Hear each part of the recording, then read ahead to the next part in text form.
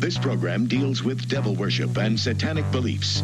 It contains explicit scenes and descriptions of violent crimes and rituals. Americans are asking, who attacked our country? You have declared a subliminal jihad against the United States. Can you tell us why? Everything pertaining to what's happening has never come to the surface. The world will never know the true facts of what occurred, my motives. And night fell on a different world. And Iblis is thinking, I should be getting this position, not Adam, and this guy is created from dirt. And how does the army feel about you being head of the Temple of Set? And the conspiracy theorists can say what they will, but I want you to give me power over Adam. And I want you to give me soldiers and minions and all of these things. The people that had so much to gain and had such a material motive for putting me in a position I'm in will never let the true facts come above board to the world. And I want you to be able to give me the ability to whisper into the hearts of mankind. And who was the grotto leader? Don't remember his name. You don't remember the name of a person who involved you in murder? now these people are in very high positions, Jack. Yes. Welcome back to Subliminal Jihad, episode 73. I am your co-host, Dimitri. I'm Khalid. And today, we are going to crack into a pretty weighty tome, I think you could say, right? Yeah. A three-volume tome. Yeah, we're just doing volume one, we decided. Yeah, we're just going to do volume one today. A kind of spread it out. A critical materialist analysis that spans 3 very healthy volumes. No, I don't want to disappoint anybody. We're not doing a capital reading series. We're but it's gonna be a little bit like that, I think. Yeah, the slightly lesser known work. So I think it's worth doing, bringing to people's attention. It's an interesting book by an interesting person, really. Yeah. I mean, definitely within the Marxist tradition, and published, I think, in 1909 initially. But this book, The History of the Great American Fortunes by Gustavus Myers, was something that I stumbled upon a few years ago. I think when we were writing a script that kind of took place during the Gilded Age and had to do with a lot of industrial labor intrigues and things like that. I stumbled upon this because I wanted to read more. I wanted to find some kind of histories of the robber baron, kind of railroad tycoon era that were perhaps not so hagiographic or whitewashed or whatever, as a lot of like the mainstream historical accounts from that time, and I don't know, maybe to a certain extent today are. Well, historians, I feel like, as we've seen again and again, just a lot of the time don't really go back to the original sources and just like repeat bullshit. So, like, to this day, like, this is a relatively good history from the 19th century, but in doing research for this, I found, like, he's still cited pretty often by contemporary historians. Like, the information that he compiled, like, is still relied upon. And the same is true for, like, his less reliable, like, more toady aligned contemporaries in terms of what people cite or rely upon today. Like, I think he even says at one point, I think it might be in part 1, but at any rate, at some point in the book, he does mention how, like, it is just extremely normal to, like, eulogize out of all proportion, like, businessmen and talk about how great they are. And, even if they're just, like, the worst people ever, the bar is so low. They're just treated as being, like, a businessman of the best type, even if they're, like, total plunderers and... Absolutely. Or the certain virtues, the same old virtues get, basically lionized. So his frugality, his thrift, his vision, his foresight, blah, blah, blah. He basically... What I love about this book, and I think when I discovered it, because I was only focused on railroad stuff, I only read volume 2, which a lot of I remember. I think I've mentioned it a few times on the podcast, how, like, his description of, like, how land in the West was bought up, for example. But, I was happy to read through volume 1, which we're going to talk about today, and seeing how he goes back to the absolute beginning of colonization, basically, of, like, the eastern seaboard of the U.S., and kind of identifies, like, similar patterns, which he just pounds into the dirt every single chapter. Like we were talking about how we love the subheaders of each chapter and how they're just like unlimited bribery with impunity, like a city betrayed. Exactly. Like he found like so many different ways to just say like wanton bribery, profiting from gigantic thefts, rentals from disease and death, humanity of no consequence. The abasement of the workers. Yeah, exactly. Everything. Mm-hmm. The landed proprietors, the political rulers, a conflict between land magnates and people. Yeah, no, he really... Licensed piracy rampant. Just like... This book is full of, and he does complain, I think quite righteously, in, I think, the introduction or the preface to it, that nobody was ultimately willing to publish this book when it came. I think, he eventually found a publisher in Chicago. He had trouble with both his like first historical book, which was about Tammany Hall, which I think was really what kind of radicalized him. Like at first he was just like doing like historical work to learn about Tammany Hall and its origins and things, but over time he became generally like pretty politically radical. I think this ultimately was published by like kind of a Marxist press at the time. He had trouble Charles with H. both Caron publications. Company. Or at least this edition that I'm looking at. Yeah, which you, by the way, anybody can find this on archive.org and a bunch of other sources. So it's like easily available, basically. I think it's even on the Gutenberg Project. So it's been out there, but of course, like he inveighs very heavily also against the media and like mainstream, academics and historians and journalists and all kinds of people. And he talks about the insidiousness of like the ideology. It's almost like a approach. I mean, it's like a ever pervasive dominant ontology of the sanctity of property, basically, that pervades American society. And really, this might be the ultimate Ain't Nothing New Under the Sun episode, because you see like the same dynamics recurring. Of course, they change, things evolve over time, but there's certain core kind of ontological assumptions and like values, like hierarchy of values, that basically persisted, particularly with basically the people that made a shitload of money and became very wealthy and influential at the very beginning. There's always been that class in the United States, and it has like persisted and morphed over several hundred years. And then there's always been like the toiling masses, basically. Things are a little bit different now, but seeing the similarities between even stuff that was going on in like 1815 to like today's politics and arguments over or economic depredations or power grabs by billionaires, like it's really, and the illusion of choice and like the capture of the political institutions by basically like grand capitalists, like high wealth capitalists, is really very consistent.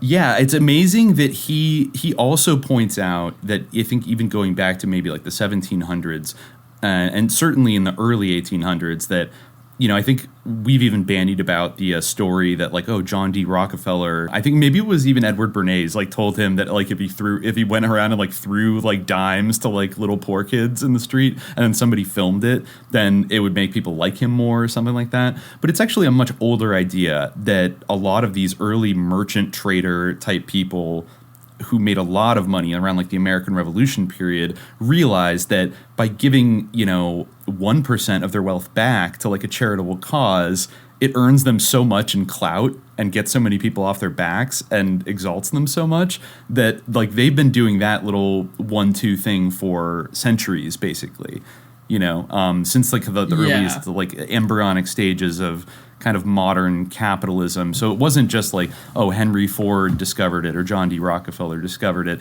Like they all basically learned how to kind of launder some of their influence back and in a way that makes it look like they're giving back, even though, and thus the question is kind of evaded of, well, why do you still get to keep like 99% of like what you earn, quote unquote? I think Gustavus Myers would put in heavy air quotes, earned. Yeah. Yeah, there's an amazing part, like actually towards the end of this volume, like we're going to talk in depth one of the probably the biggest figure in this first volume is John Jacob Astor and the Astor family and the Astor fortune. But there's a part towards the end where he's kind of breaking away from the Astors and coming up to the time of his writing, and he's talking more generally about the way they present themselves in the political sphere. And he has this great part which he writes. Up to the present generation, the Astors had never set themselves out as, quote, reformers in politics. They had plundered right and left, but withal had made no great pretenses. The fortune held by the Astors, so the facts indubitably show, represents a succession of piracies and exploitation. Very curious, therefore, it is to note that the Astors of the present generation have avowed themselves most solicitous reformers and have been members of pretentious, self-constituted committees composed of the, quote, best citizens, the object of which has been to purge New York City of Tammany corruption. Leaving aside the Astors and considering the attitude of the propertied class as a whole, this posing of the so-called better element as reformers has been and is one of the most singular characteristics of American politics, and its most colossal sham. Although continuously, with rare intermissions, the landholders and the railroad and the industrial magnates have been either corrupting public officials or availing themselves of the benefits of corrupt politics, many of them, not in New York alone, but in every American city, have been, at the same time, metamorphosing themselves into reformers. Not reformers, of course, in the true, high sense of the word, but as ingenious counterfeits. With the most ardent professions of civic purity and of horror at the prevailing corruption, they have come forward on occasions, clothed in a fine and pompous guard of righteousness.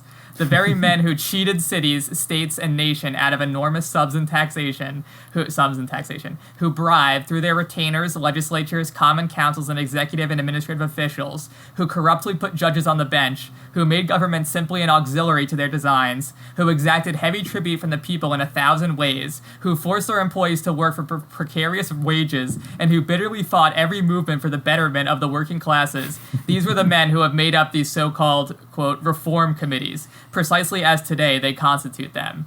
If there had been the slightest serious attempt to interfere with their vested privileges, corruptly obtained and corruptly enhanced, and with the vast amount of increment and graft that these privileges bought them, they would have instantly raised the cry of revolutionary confiscation. But they were very willing to put an end to the petty graft which the politicians collected from saloons, brothels, peddlers, and the small merchants, and thereby present themselves as respectable and public-spirited citizens, appalled at the existing corruption. The newspapers supported them in this attitude, and occasionally a sufficient number of the voters would sustain their appeals and elect candidates that they presented. The only real difference was that under an openly corrupt machine, they had to pay in bribes for franchises, laws, and immunity from laws, while under the, quote, reform administrations, which represented and toadied to them, they often obtained all these and more without the expenditure of a cent. It has often been much more economical for them to have, quote, reform in power, and it is a well-known truism that the business class reform administrations, which are popularly assumed to be honest, will go to greater lengths in selling out the rights of the people than the most corrupt political machine, for the reason that their administrations are not generally suspected of corruption and therefore are not closely watched. Moreover, corruption by bribes is not always the most effective kind. There is a much more sinister form. It is that which flows from conscious class use of a responsive government for insidious ends. Practically all of the American reform movements have come within this scope.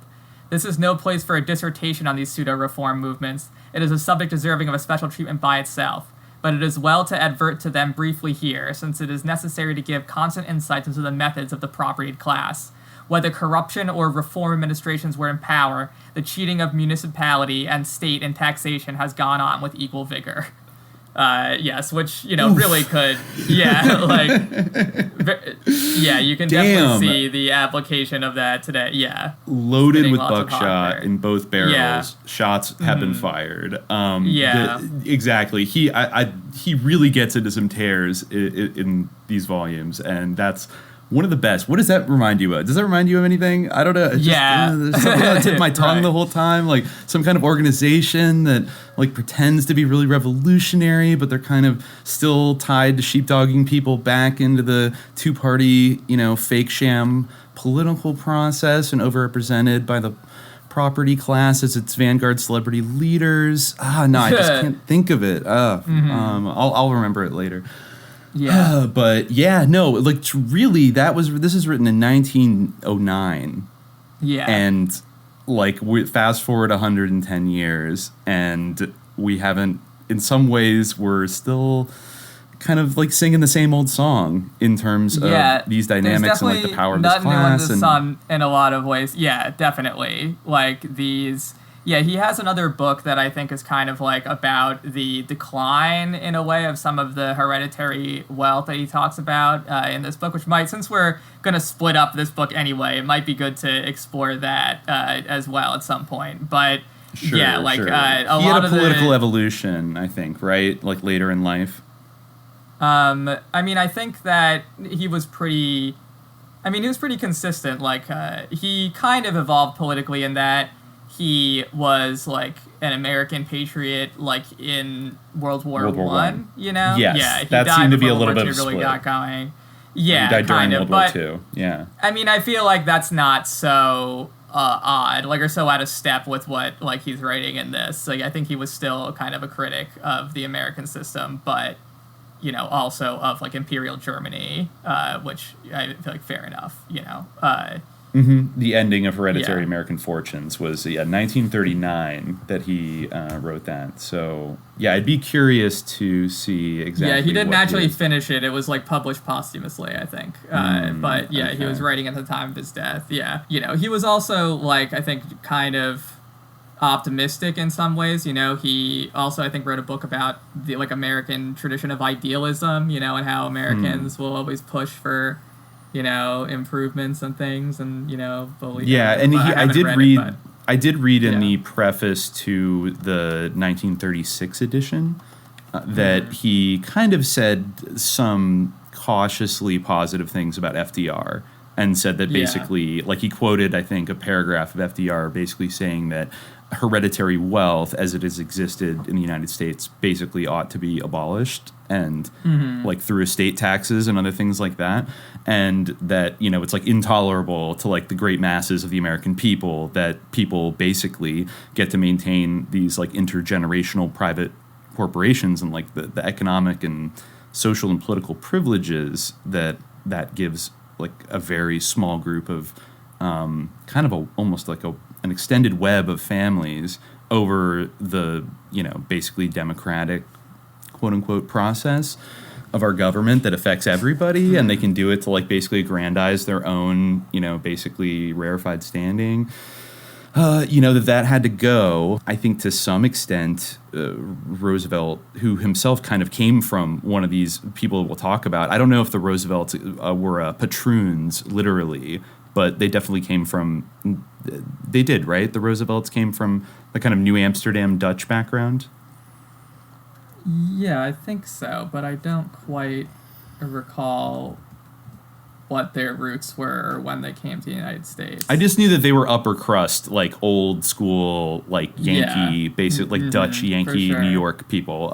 You know, obviously, you know, which is to say, he wasn't like this working class hero or whatever. No, Roosevelt didn't come up from nothing at all. Like exactly. And the Delanos as well. Yeah, he came from as Myers talks about, and we'll get into this like towards the end of the book. He did say that around in the mid 1800s that intermarriage really started to become like a very important thing, and we'll read that passage later where he really like rips into like the society pages in general and like how trivial and stupid they are, but obviously they serve a purpose. Like, why are they announcing so and so got married to so and so, or just like these long I think we've talked about recently, digging through some old newspapers.com stuff about just these like lavish descriptions, kind of like the Betty Ford Aquino stuff, of just like lavish descriptions of like a party listing like every single person that was there and the delightful entertainments that were to be had and all this shit. And it's like, why does this matter? This isn't relevant to like 99.9% of people that are like reading the newspaper, but it's, you know, it's a flex basically, right? And marriages are also about preserving family fortunes over the course of generations, and basically like a kind of very long process of just the inexorable centralization of financial power within an ever kind of, well, I guess you wouldn't say an ever smaller group of families, but maybe just, you know, concentrated in certain social subsets or something like that, that also has access to like the political structure and, you know, shaping opinion in society and everything else like right at the top. So yeah, man, you're right. By the way, the Roosevelt family does go back to the name Roosevelt. Goes all the way back to like New Amsterdam. Yeah, they came here sometime between Nicholas 1638. von Roosevelt was like the progenitor of the Roosevelt family in New York. He was like a fur trader in Esopus. Yeah. Well, speaking of fur traders, wow, actually, how about this, just for a context setter? Because, the Roosevelts are not particularly talked about in at least the first volume of this book. I think Teddy Roosevelt pops up a couple times because he was prominent in New York. But just listing here on Wikipedia, this is very instructive, I think. The families that are connected through to the Roosevelt family through marriage, basically. So we have the Delano family, the DuPont family, the Astor family, the Livingston family, the Longworth family, the Hoffman family. I wonder if that's Halleck Hoffman, the guys who ran the Ford Foundation and Pacifica.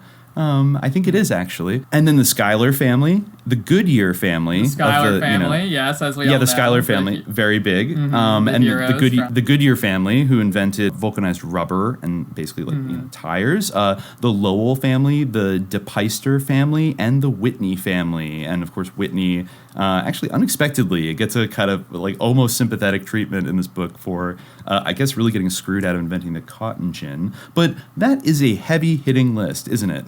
Of like powerful families that are all like, that's not a coincidence. You know what I mean? Like, I think we have to maybe, I think, set that down at the outset when we go on this journey to the past, that it's not coincidental that all these people just marry each other. Like, I mean, I guess to a certain extent you marry who grows up in the community and society around you, I guess, especially in older times, but there's clearly an economic, political aspect to these alliances between all these families. Like, it's obvious. It's as obvious as it is with like English nobility and like dukes and lords and duchesses and all that shit, right? Yeah, like, I mean, of course you could say the same thing about them, that they marry the people who are in their society, like, in the literal sense, like the people who they socialize with, but also in the sense that that's the sort of subsect of society that they belong to, like the ruling class. So they marry within their own class. They do. I think I saw, maybe it was like Emma Booth on Twitter recently saying that, there's kind of like a real economic reason for that, and which is basically that like wealth starts to get split up a little bit too diffusely after about 3 generations from whoever the kind of, patriarch was that made the big fortune, and if you go more than 3 generations without just splitting it up to all of the children, basically, of everybody, then it starts to, get small. So after 3 generations, like these families who are probably all like 3rd, 4th, 5th cousins to each other you have to marry your 3rd cousin like every 2 or 3 generations or something like that, just to like keep the wealth like so it doesn't slip away. So you got to keep like to a certain, it's like you have to do a calculated, not quite incest, but like it's like it's basically why princes and people like that marry their first cousins and things like that.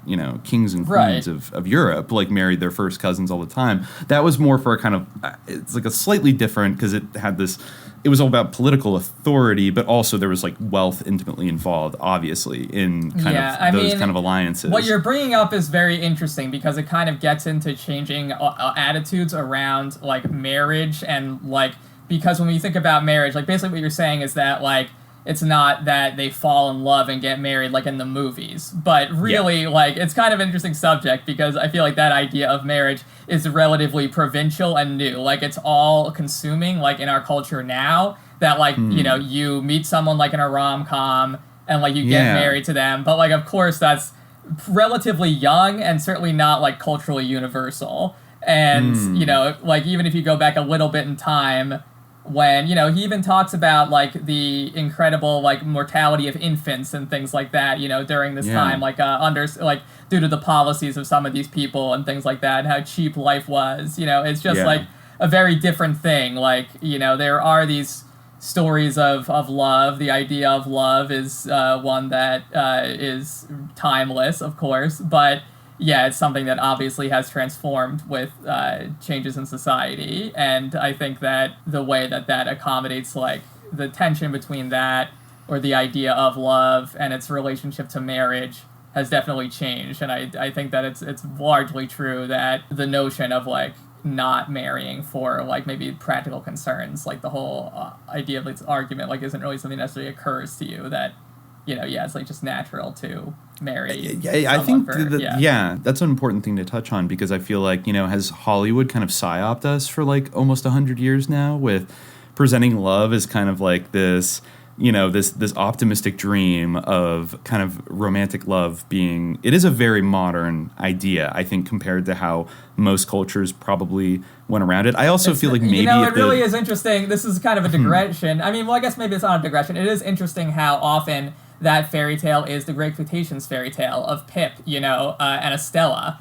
Dickens actually had to change his ending to Great Expectations, as I recall, because the original one was too depressing, because he didn't feel that, like, Pip and Estella didn't end up together after all of that, you know, like, and a lot of the time the fairy tale that we get involves, like, a prince, you know, like, especially, like, these Disney movies, you know, it's like... Marrying a common girl, Cinderella. Yeah, exactly, you know, so... and that did happen sometimes. Because he falls in love, you know, not really. Well, I mean, okay, no. I mean, sometimes it could happen to some extent. If there are a few examples of this, and maybe it was more. I can't think of like families... a monarch who married a commoner. Well, I mean, like, I don't know, Meghan Markle. Like Meghan Markle, I guess, would be like the closest thing to that. That's in modern times, but Meghan Markle isn't a commoner. Yeah, I guess like she's not of royal blood necessarily. I mean, I don't really know what her genealogy is, and like. Also, there was a controversy within the royal family, like, about that, you know, like... no, exactly. Well, exactly. Like, I mean, or just go back to every single... Go back to every single Jane Austen novel gets remade into a movie every 5 years and is still very popular. A lot of people really like it, and that's all about this kind of Victorian-era tension between kind of love and, but I'm, like, supposed to marry this gentleman. But at the end of the day, it's... I don't know, I could be wrong about some Jane Austen novels, but at least the few ones I've read or the movie adaptations, it's like usually not like she falls in love with a stable boy and wants to like run off with him. It's like, oh, this guy, his father like gambled away half their estate, but he's still a gentleman and he has a title, but like he's a little bit held in disrepute, so he's a bad boy. Well, but then there's like this nerd who's like maybe an asshole who, you know, she's supposed to marry him, and then that will rejuvenate her family's estate. Like there's all these economic considerations. Well, Pride and Prejudice, weaved into those plots. Pride and Prejudice is kind of the opposite, where she's kind of prejudiced originally against the guy who's rich. You know, I used but to he doesn't really reveal Austen, that he's rich, but right? now I'm a Jane Austen apologist, kind of, or at least I'm being one right now. No, he does reveal that he's rich. She just thinks he's an asshole, but because he's, you know, but it's her pride and her prejudice against him because he seems like an asshole, where, you know, he actually, you know, she, this is a huge digression, but... You know, there's this other dude, Colonel Wickham, I think, something, you know, who is like this soldier, and he presents himself as being like defrauded by Darcy, and you know, he did just, you know, he was like an adopted son of Darcy's father, and you know, but then he disinherited him, and Darcy was so cruel and evil, but really, like, it turns out that guy like has was like a profligate gambler, you know, that's right. You know, he like constantly elopes with young women to, you know, exploit like whatever meager fortunes they have and things like that. There's also the sort of the guy, the priest, Mr. Collins, who is like a cousin of hers, her cousin, I think, who proposes to her also, and like he has a certain endowment, but he's, you know, just too gross, so she says no to him. She really gets the best of both worlds, where she gets Darcy, who's like super sexy and like handsome, but and actually not an asshole. It has Pemberley. Yeah, exactly. And it was really the interloper who wasn't of the noble. It was the interloper who was of unsound blood and unsound character who ends up being the bad guy. Yeah, exactly. As the lower class soldier of the empire who turns out to be bad, or the, you know, what appears to be the one who's doing the dirty work for the British East India Company. Yeah, it's very interesting to consider like where the wealth of some of these Austen characters come from, because it almost certainly comes from slavery in some cases, but Anyway, in terms of the practicalities of marriage, like one of the big themes of that book is Mrs. Bennet is always talking about, scheming to make sure that all of her daughters get married because they only have daughters. They wanted to have some sons, but they only have daughters. So it's a huge thing where she has to marry off all these girls, because otherwise, like, they're screwed. It's very much like, just whoever you can get married to, like, get married to, and there's Mr. Bennet, of course, like, comes off like such a cool guy because when Mr. Collins, like the gross priest, proposes to Elizabeth, he has that great line that's something like, I hope this isn't from like one of the miniseries and not in the actual novel, but I think it is in the actual novel where, he says like, your mother will never forgive you if you don't take this marriage, but I won't forgive you if you do. And like kind of, he's like a cat who's always reading and everything, or not a cat, but, a gadfly who's always reading, he kind of has a more high-minded ideals, and but it's interesting because Pride and Prejudice is very meta in a way because it's all about the ideas of novels, just like in her first book, North Ranger Abbey. It's all about the effect of like these novels and ideals of romantic love and how those interact with practical concerns. So, but anyway, there's but you know what there's a relationship between these things. Yeah. Yes, and I think that's actually not a bad place to actually dive into this book. When we're talking about things like primogeniture and being a landed aristocrat and things like that, because that's where Gustavus Myers starts, right?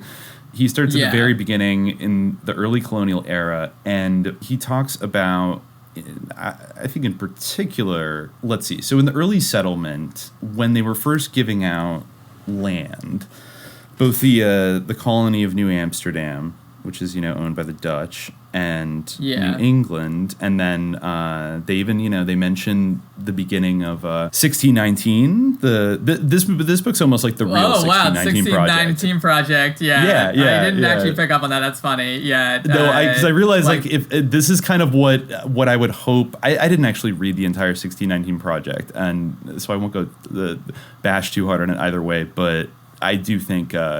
Basically, this lays it out in kind of a Marxist terminology. He wasn't, I think, in the Socialist Party of America, I want to say. You know what? I wonder if Nicole Hannah-Jones read this, because it really is interesting. He writes, the introduction of black slaves, fast as English courts might work, they did not supply laborers enough. It was with exultation that in 1619 the plantation owners were made acquainted with a new means of supplying themselves with adequate workers. A Dutch ship arrived at Jamestown with a cargo of Negroes from Guinea. The blacks were promptly bought at good prices by the planters. From this time forth, the problem of labor was considered sufficiently solved.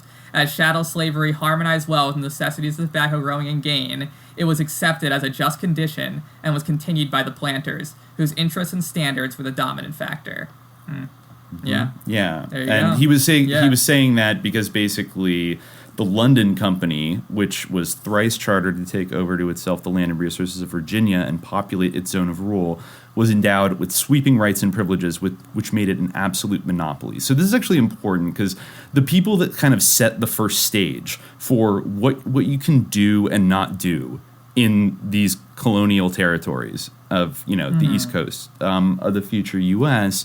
is these private kind of mercantilist corporations, which are basically chartered by empires, like European empires, to extract, to basically develop and extract resources from this area. So basically, there are particular rules or in some cases lack of rules to basically what you could do, what kind of people would end up there, and so we're talking about the very earliest, and they but what was there is basically the two things that determine the first groups of wealthy people in these colonies were like the ownership of land and profits from trading goods, basically. Pretty simple.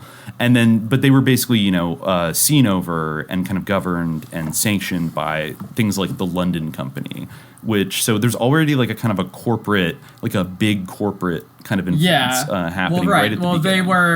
They were companies were basically enfranchised by like the state back in these European countries, both in the Netherlands and in England. And he makes a note that, of course, he talks a little bit about Virginia and Maryland, but the big landed estates were really centered in New Netherland, or the New Netherlands, or whatever they call it. I'm sure it had a Dutch name, and also in New England. New Amsterdam was what it was called, or whatever. I guess it was bigger than just New York. New Amsterdam was New York City, you're right, but New Netherland was encompassed like a lot, including upstate and things like that. And that was interesting because that was like properly feudal in a way that I feel like the English colonies had a kind of like ersatz feudalism thing where you could buy a plot of land and like build an estate, and you had pretty sweeping rights, and you could buy slaves to work on it, or buy, I guess, we'll give a shout out to like the Irish were slaves first, lobby out there that actually they first tried to bring over like white indentured servants to Virginia first. And they would basically, which were mostly, Myers says, were penniless and lowly Englishmen, arrested and convicted for any one of the multitude of offenses then provided for severely in law, were transported as criminals or sold into the colonies as slaves for a term of years. So that's the old indentured servitude. But it really did sound like it was like basically slavery. It was just like you would get let go after a certain while, but you basically had no rights. Being an indentured servant was awful, but not as bad. Yeah, was awful, but it wasn't not as bad. Yeah, there was a racist but what's interesting, and I don't know if this this clashes with like the vibe of the 1619 projects. Like I said, I didn't read over it closely, but it wasn't necessarily like the racist motivation. At least the way Myers lays it out. Doesn't seem to be kind of the primary reason why they switched to slaves from Africa. It was basically they needed a kind of model of like hyper exploitation of workers that basically you could treat as property and then just kind of steal them and like buy them and stuff like that. And I think, that's also where the like ideological necessity of racism comes in at the very beginning, because if you have to justify this economically. And I don't know, especially if you, some of these people fancy themselves Christians, though it seems like the further south you went, the less important that was. These people were just out looking to get a piece of something new. And it was it's like this model didn't work unless you kidnapped a bunch of people and put them into slavery for life to work for you and basically be property, right? Well, but I do think that like the reason for that is basically that like, ultimately, even like poor white people had too many rights, and they couldn't be like brought over as like completely destitute laborers in enough abundance. So I think that there was like from the very beginning like a heavily racist component to it. That racism was like very closely bound up with the reason why this was possible. Like these two things came into existence together, like the material system and the ideological system and the economic system it came into existence together or developed together in the same way that this kind of colonization, like you said, you drew a comparison with feudalism, like the development of the corporation as such, like that evolves from economic structures that existed in the past. Racism as we know it now in the 19th century evolves from ideological structures that existed in the past, including ones like of religious supremacy or sort of more inchoate or less developed or less like ideologically accreted or fixed ideas of racial supremacy that are, of course, relatively old. I think that there is definitely a heavy role of racism early on. And I think on the other side of the coin, when it actually was abolished, slavery was abolished, I think the main reason for that also had like an economic motive, and that the same way that it was so profitable at that time or so convenient and useful in this colonial context, later on I think that both the Dutch East India Company and the Dutch West India Company and the London Company found that it ceased to be as profitable in the future, and they wanted to exploit their properties or their access to Africa in different ways, and that's part of the reason why slavery ended up being abolished rather than everyone realized that it was wrong necessarily. You could the paradigm, the economic paradigm shifted. People did realize that it was wrong. Again, they evolved together, but the economic paradigm shifted along with the idea that wait a minute, this is wrong. In a way, like who realized it was wrong, but the time in a way it would have been inefficient, basically to have I think Myers mentions this at one point, that like it was noticed early on by like people in the North that free labor was kind of more efficient or like I guess productive on average than slave labor, I guess for a lot of reasons. But basically, just as slavery was a necessary ingredient to build the early colonial economy, I think when you got to like the mid 1800s, and we'll see this with some of these billionaires, that they really realized like the hyper exploitation of quote unquote free labor actually in the kind of numbers of people that they needed, which were like mostly very poor immigrants from Europe at that time, that they could build these vast industrial operations and stuff like that more efficiently by just paying people like horrible wages. And then I think the other thing he points out that it's like, like from the perspective of some of the more northern merchant class type people, was the idea that like, I don't have to like take care of my worker at all if they're just like a worker, like working for a wage. Like I don't have to give them health care. I don't have to feed them. I don't have to give them like room and board. Like they're like, you know, and there was this different paradigm in the South where basically they were seen as like as property and an investment. Of course, it's still like the treatment was horrible pretty much like across the board, but they were just looking at kind of in this very instrumental way. I think what Myers keeps hitting on is basically that people that didn't have property were pretty much like worthless to like these early kind of lords and tycoons of like the new world, the colonies, basically, is that like, and the law reflected that pretty aggressively. I mean, it still does to this day, but in a very kind of blatant way. I mean, not just talking about how, you know, propertyless like white males couldn't vote after the founding of the country, but just like being a vagrant like well into the 19th century was just like a crime. Like if you were an unemployed vagrant, you would be just like arrested and thrown in like a poorhouse or something, like a workhouse or something for like 6 months. Yeah, like and another night like a Christmas Carol, you know, like Scrooge, like, are there no prisons? You know, debtor's jail. He talks a lot about debtor's jail, and of course debt is like a thing that plays a big role. But anyways, you know, going back to like the kind of very beginning. Also, you know, something that he talks about, I think, is that the like economy changed. You know, like the huge landed estates that existed in like upstate New York, for instance, like under the patroon system, which I think we're about to go into. Yeah. Like those changed. Like that's ceased to exist. You know, there was like the feudal tenures that they had up there, like were eventually abolished. Like around you know. Like in the after the American Revolution. Yeah. But let's talk about the patroons for a minute. Let's talk about the patroons. So Myers writes just basically the way it was set up when, you know, the New Netherlands was being established. He says, in its intense aim to settle New Netherlands and make use of its resources, Holland, through the States General, offered extraordinary inducements to promoters of colonization. The prospect of immense estates with feudal rights and privileges was held out as the alluring incentive. The Bill of Freedoms and Exemptions of 1629 made easy the possibility of becoming a lord of the soil with comprehensive possessions and powers.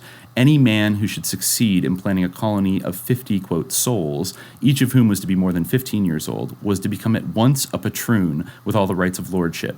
He was permitted to own 16 miles along shore or on one side of a navigable river. An alternative was given of the ownership of 8 miles on one side of a river and as far into the interior, quote, as the situation of the occupiers will permit.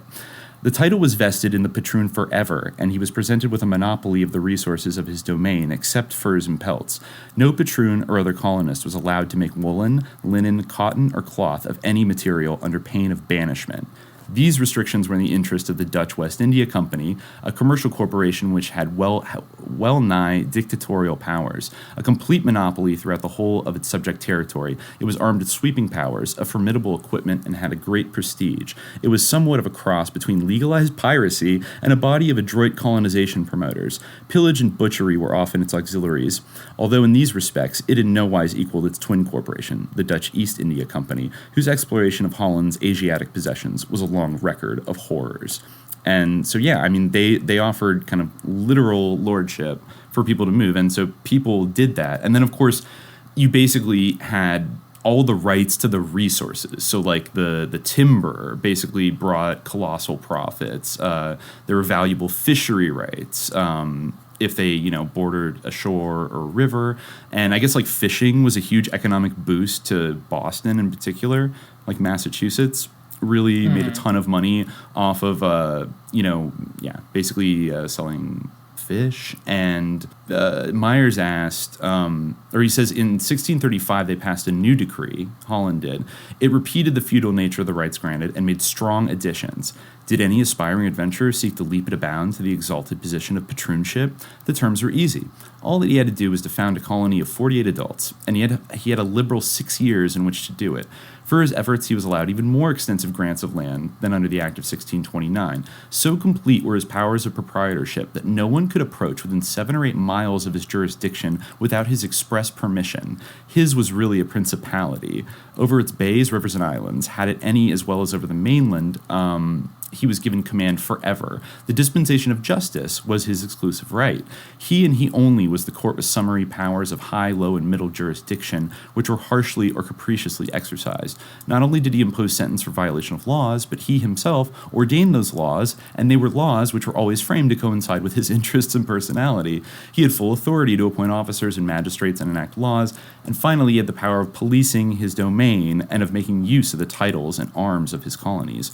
All these things he could do, quote, according to his will and pleasure. These absolute rights were to descend to his heirs and assigns. Very Crowleyan, right? Anything, do as thou, according to thy will and pleasure. Just do what you want. It is interesting to note, this is like all under the auspices of like the, Netherlands. This is all the Dutch establishment, the Dutch West India Company. It was a little bit different, like in the sort of English domains. They were kind of like at odds and sort of always worried about the advancement of the English colonies because they were sort of, butting heads and trying to shore up their control on the American continent. So it's interesting that at first, the Dutch really had these huge estates. The patroon system like really blossomed as this massive feudal establishment, but it eventually did kind of fade away. New England did after the American rivaled it. After the American Revolution, but what really happened is they kind of became integrated into the kind of Anglo-American ruling class. Exactly. And I mean, right England here took over eventually. But Myers, he traces it basically. He says here, old world traders become feudal lords. And he said, he points all this out because thus, at the beginning of settlement times, the basis was laid in law and custom of a landed aristocracy, or rather a group of entrenched autocrats along the banks of the Hudson, the shores of the ocean, and far inland. The theory then prevailed that the territory of the colonies extended westward to the Pacific. So, last resort, ain't nothing new. From these patroons, this is very important, from these patroons and their lineal or collateral descendants issued many of the landed generations of families which, by reason of their wealth and power, proved themselves powerful factors in the economic and political history of the country. The sinister effects of this first great grasping of the land long permeated the whole fabric of society and were prominently seen before and after the Revolution, especially in the 3rd and 4th decades of the 18th century. The results, in fact, are traceable to this very day, even though laws and institutions are so greatly changed. Other colonies reflected the constant changes of government, ruling party or policy of England, and colonial companies chartered by England frequently forfeited their charters. But conditions in New Netherlands remained stable under Dutch rule, and the accumulation of great estates was intensified under English rule. It was in New York at that period, the foremost colonial estates and the predominant private fortunes were mostly held. So basically, he's right, as we mentioned with the Roosevelt family, they do extend not just to 1909, but to today. And they did become wrapped up in what would become kind of our American ruling elite, and had this sense of nobility that in the Dutch case, was basically literal, that, this was their domain, that they had, this land, that they were entitled to all the resources that were under the ground, and et cetera, et cetera. I think what we see is that mentality never really goes away, right? Mm-hmm. Yeah, it's interesting. He talks later on about the sort of equivalent situation that existed in New England, and then this transition of New York onto English control. He writes later on, describing how the English. Well, I'll just start a little bit paragraph earlier. He says, while this seizure of land was going on in New Netherlands, vast areas of New England were passing suddenly into the hands of a few men. These areas sometimes comprised what are now entire states, and were often palpably obtained by fraud, collusion, trickery, or favoritism. The Puritan influx into Massachusetts was an admixture of different occupations. Some were traders or merchants, others were mechanics. By far, the largest portion were cultivators of the soil, whom economic pressure, not less than religious persecution, had driven from England. To these, land was a paramount consideration. Describing how the English tiller had been expropriated from the soil, Wallace says, "The ingenuity of lawyers and direct landlord legislation steadily increased the powers of great landowners and encroached upon the rights of the people, till at length the monstrous doctrine arose that a landless Englishman has no right whatever to enjoyment even of the unenclosed commons and heaths and the mountain and forest wastes of his native country, but is everywhere in the eye of the law a trespasser wherever he ventures off a public road or pathway." Yeah, this is the whole Enclosure Acts and everything, which is a whole other thing. By the 16th century, the English peasantry had been evicted even from the commons, which were turned into sheep walks by the impoverished barons to make money from the Flemish wool market. The land at home wrenched from them, the poor English immigrants ardently expected that in America land would be plentiful. They were bitterly disappointed. The various English companies, chartered by royal command with all-inclusive powers, despite the frequent opposition of Parliament, held the trade and land of the greater part of the colonies as a rigid monopoly. In the case of the New England Company, severe punishment was threatened to all who should encroach upon its rights. It also was freed from payment for 21 years and was relieved from taxes forever. The New England colonies were carved out into a few colossal private estates. The example of the British nobility was emulated, but the chartered companies did not have to resort to the adroit, disingenuous, subterranean methods which the English land magnates used in perpetuating their seizure, as so graphically described by S.W. Thackeray in his work, The Land and the Community. The land in New England was taken over boldly and arbitrarily by the directors of the Plymouth Company, the most powerful of all the companies which exploited New England. The handful of men who participated in this division sustained with a high hand their claims and pretensions, and augmented and fortified them by every device. Fortified them by every device. Quite regardless of who the changing monarch was or what country ruled, these colonial magnates generally contrived to keep the power strong in their own hands. There might be a superficial show of changed conditions, an apparent infusion of democracy, but in reality the substance remained the same. This was nowhere more lucidly or strikingly illustrated than after New Netherlands passed into the control of the English and was renamed New York. Laws were decreed which seemed to bear the impress of justice and democracy. Monopoly was abolished. Every man was given the much-prized right of trading in furs and pelts, and the burgher right was extended and its acquisition made easier. However well-intentioned these altered laws were, they turned out to be shallow delusions. Under English rule, the gifts of vast estates in New York were even greater than under Dutch rule, and beyond doubt were granted corruptly or by favoritism. Miles upon miles of land in New York, which had not been preempted, were brazenly given away by the royal governor Fletcher for bribes, and it was suspected, although not clearly proved, that he trafficked in estates in Pennsylvania during the time when, by royal order, he supplanted William Penn in the government of that province. From the evidence which has come down, it would appear that anyone who offered Fletcher his price could be transformed into a great vested landowner. But still, the people imagined they had a real democratic government. Had not England established representative assemblies? These, with certain restrictions, alone had the power of lawmaking for the provinces.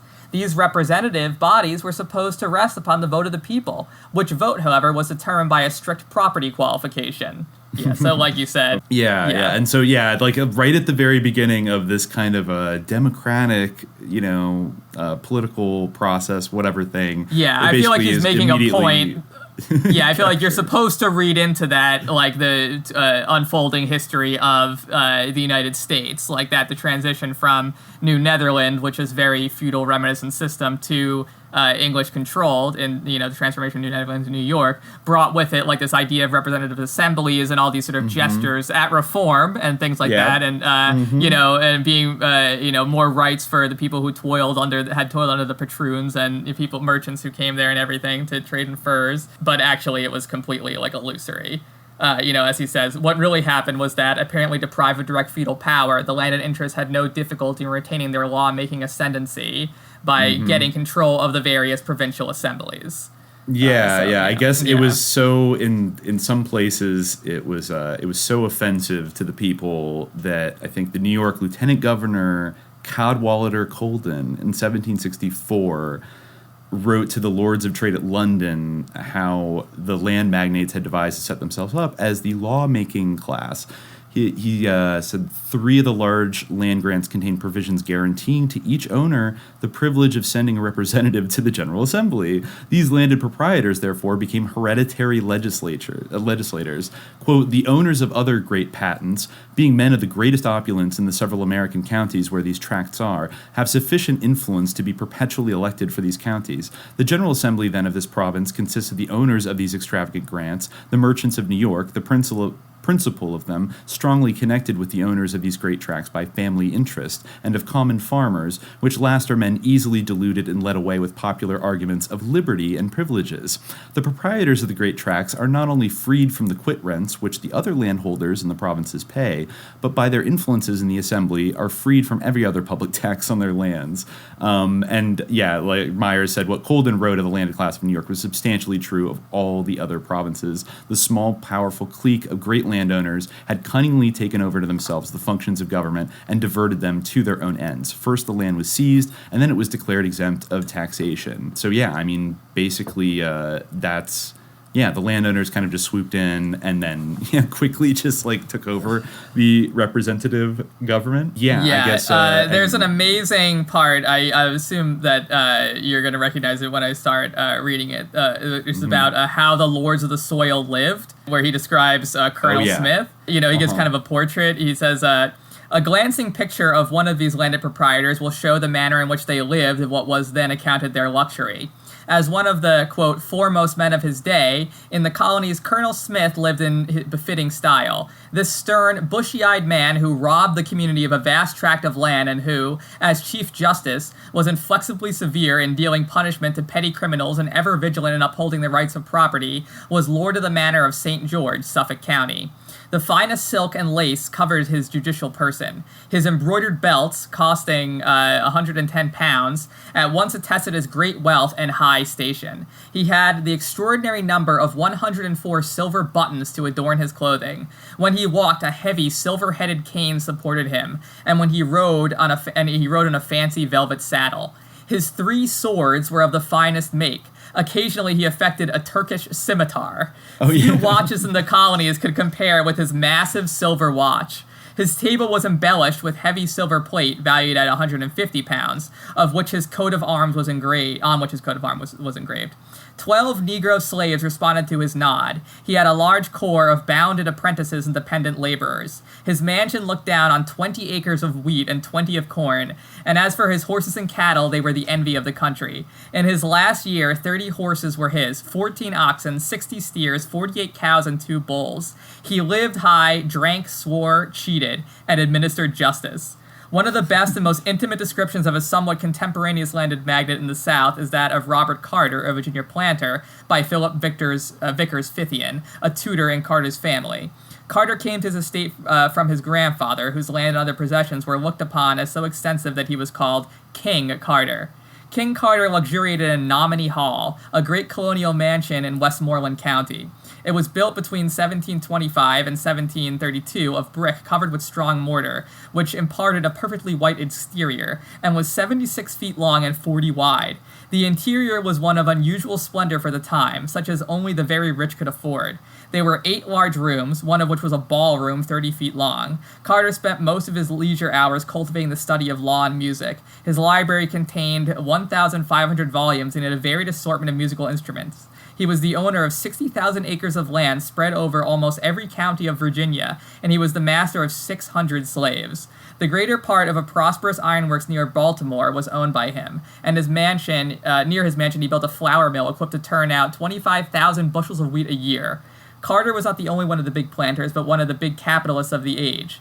All that he had to do was to exercise general supervision. His overseers saw to the running of his various industries. Like the other large landholders, he was one of the active governing class. As a member of the provincial council, he had great influence in the making of laws. He was a thorough gentleman, we are told, and took great care of his slaves and of his white laborers who were grouped in workhouses and little cottages within range of his mansion. Within his domain, he exercised a sort of benevolent despotism. He was one of the first few to see that chattel slavery could not compete in efficiency with white labor, and he reckoned that more money could be made from the white laborer, for whom no responsibility of shelter, clothing, food, and attendance had to be assumed, than from the Negro slave, whose sickness, disability, or death entailed direct financial loss. Before his death, he emancipated a number of his slaves. This, in brief, is a rather flattering depiction of one of the conspicuously rich planters of the South. That's interesting. Yeah, I guess that's kind of what you're saying, where he, there's the appearance of him emancipating his slaves, but he basically was of the opinion that he was actually losing money on his slaves compared to his indentured white laborers. That's what I'm saying, is like these people, a lot of these early people that kind of, looked that were not super staunch defenders of the chattel slavery system, like they were against it, but for the most like sicko reasons, because they're like, wait, we could exploit actually people kind of better, and then we could always tell them like, hey, you're not a slave, like you have rights, which you don't really have, and then basically screw you over like in a lot of more subtle ways, and you don't have a legal or financial really obligation. You just have to give them enough to like not drop dead, but even if they do drop dead, you don't really lose money. You can just get another immigrant to come in and replace them. So in a way, like, okay, that's actually interesting, because if you think about a lot of the work that would fuel the Industrial Revolution, not to get totally gone on a side quest here, but you think about coal mining, and like one thing I had read about like the coal mines in Pennsylvania in the late 1800s was that they had a higher casualty rate than being in the Union Army in the Civil War. A lot of people would die and get injured all the time. So, it's one thing to pick cotton or to farm and things like that. Those aren't necessarily like incredibly dangerous jobs, but if you need a bunch of bodies to go down in like the dregs of like a freighter ship or dig coal out of the ground, and a bunch of them are going to die, then go out and build railroads and stuff, or things like that, like things where you're blowing things up on dynamite. It's like Sorcerer. Like everyone is just, incredibly dangerous.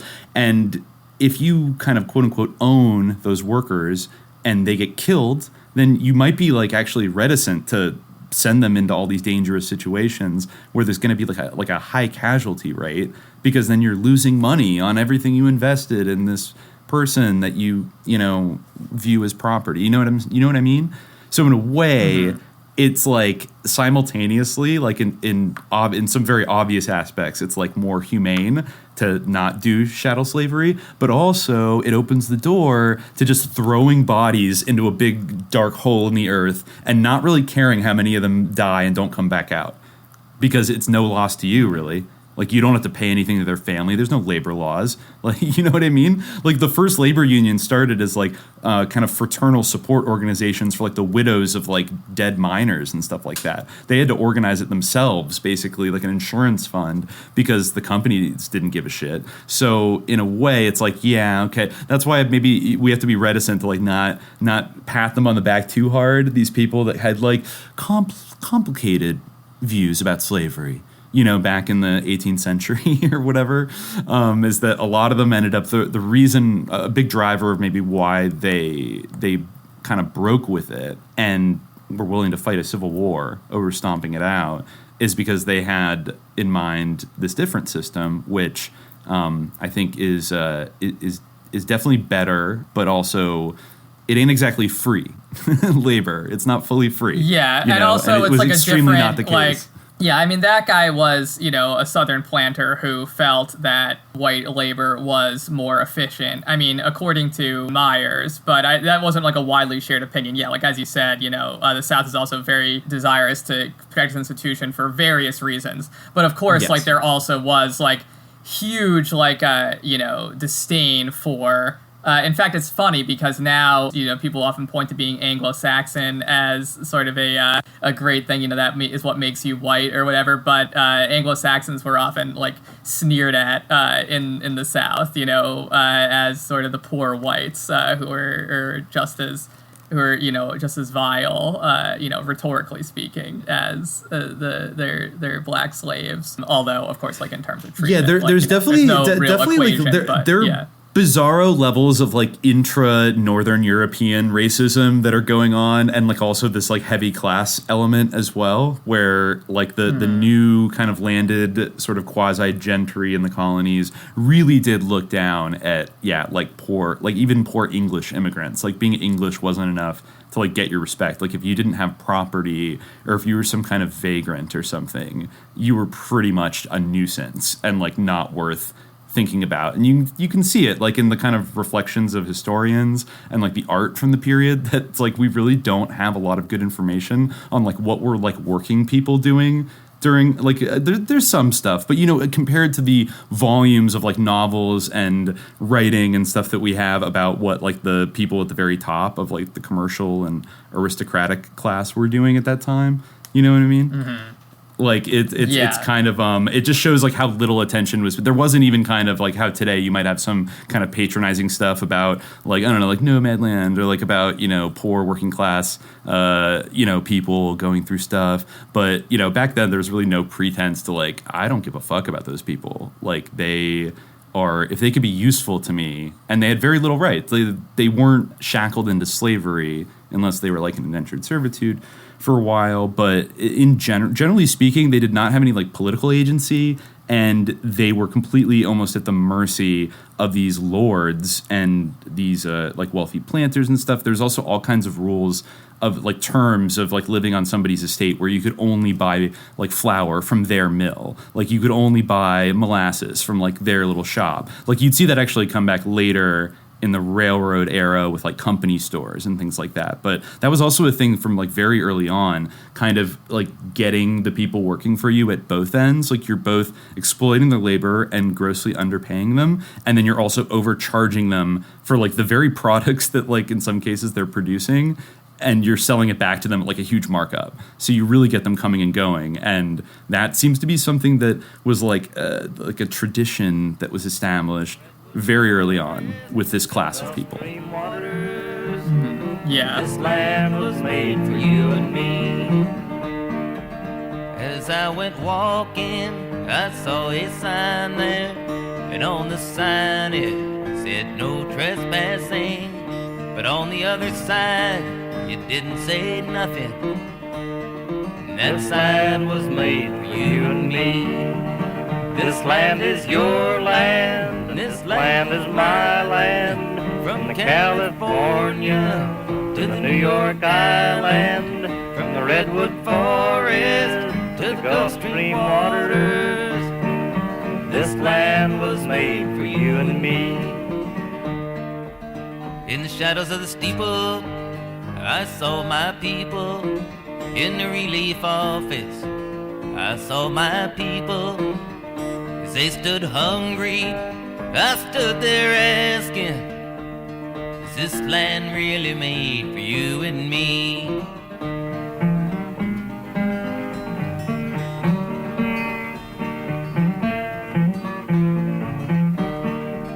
Nobody living can ever stop me as I go walking my freedom highway. Nobody living can make me turn back. This land was made for you and me. This land is your land, and this land is my land. From California to the New York Island, from Redwood Forest to the Gulf Stream waters. This land was made for you and me. This land is your land, and this land is my land. From California to the New York Island, from Redwood. Do you want to mention something else? Oh, yeah. No, I just wanted to say, relative to that thing that I had mentioned earlier about the idea of poor whites as being associated with Anglo-Saxons and Southerners or more aristocratic Southerners sort of looking down on them due to that association. Maybe primarily it was Northerners who were seen as being Saxons, and the sort of Southern Cavalier gentlemen saw themselves as being Normans. There's actually this interesting essay that I had read earlier. I think it's a dissertation called "Cavaliers and Crackers: Landless Whites in the Mind of the Elite Antebellum South." Okay. And yeah, it's interesting because actually the term "cracker" that we're so familiar with now, like, that originates in the description of, landless whites by Southern gentry. And this is an interesting quote from that. The elite Southern worldview placed race and biology at the center of their system of social organization. Southern political ideas took on the shape of the Cavalier mythos, where biological characteristics, which were seen to be determinate of a man's character and morals, defined someone's respective place in social hierarchy. Daniel Robinson Hundley's study of Southern social relations claims that originally the South was populated by the best blood of Europe. In Virginia, the ancestors of the Southern gentlemen were chiefly English Cavaliers, he explains.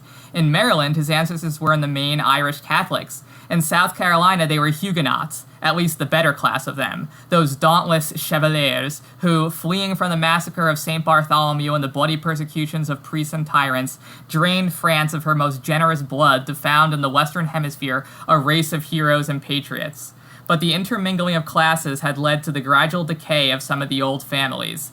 Immigrants and the descendants of peasant stock, who had entered the country largely as indentured servants, had muddied the blood of the Southern gentlemen. So yeah, wow. Not only did they try to exclude poor whites like from their whole social world, but like later on, especially after the Nat Turner Rebellion, they were really all about like sowing discord between black slaves and landless whites and sort of comparing them, and in the same sort of way where that guy was like, well, actually landless whites are easier and better workers. People would actually say the opposite thing, where they'd be like, slaves are much better than these much landless more efficient. whites. Yeah, exactly.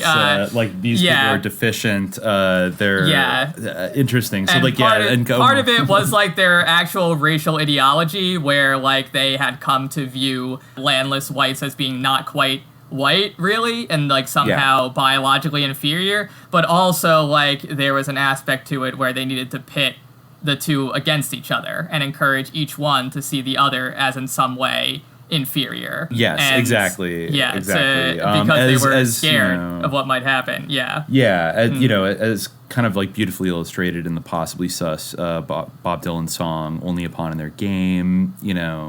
Like the rich plantation owner says to the poor white man, "You got more than the blacks, don't complain. You're better than them. You're born with white skin," etc. But yeah, no, at a certain point, like the political liability of basically hating them and like not wanting to do miscegenation with these like unworthy white people. Yeah, no, it's a real bizarre phenomenon. It kind of puts them in clearer context of these people who are really kind of the truest embodiment of what we would probably call whiteness in America. Their original version of whiteness we've seen that before. Like you could see it throughout American history, how different groups of like Europeans.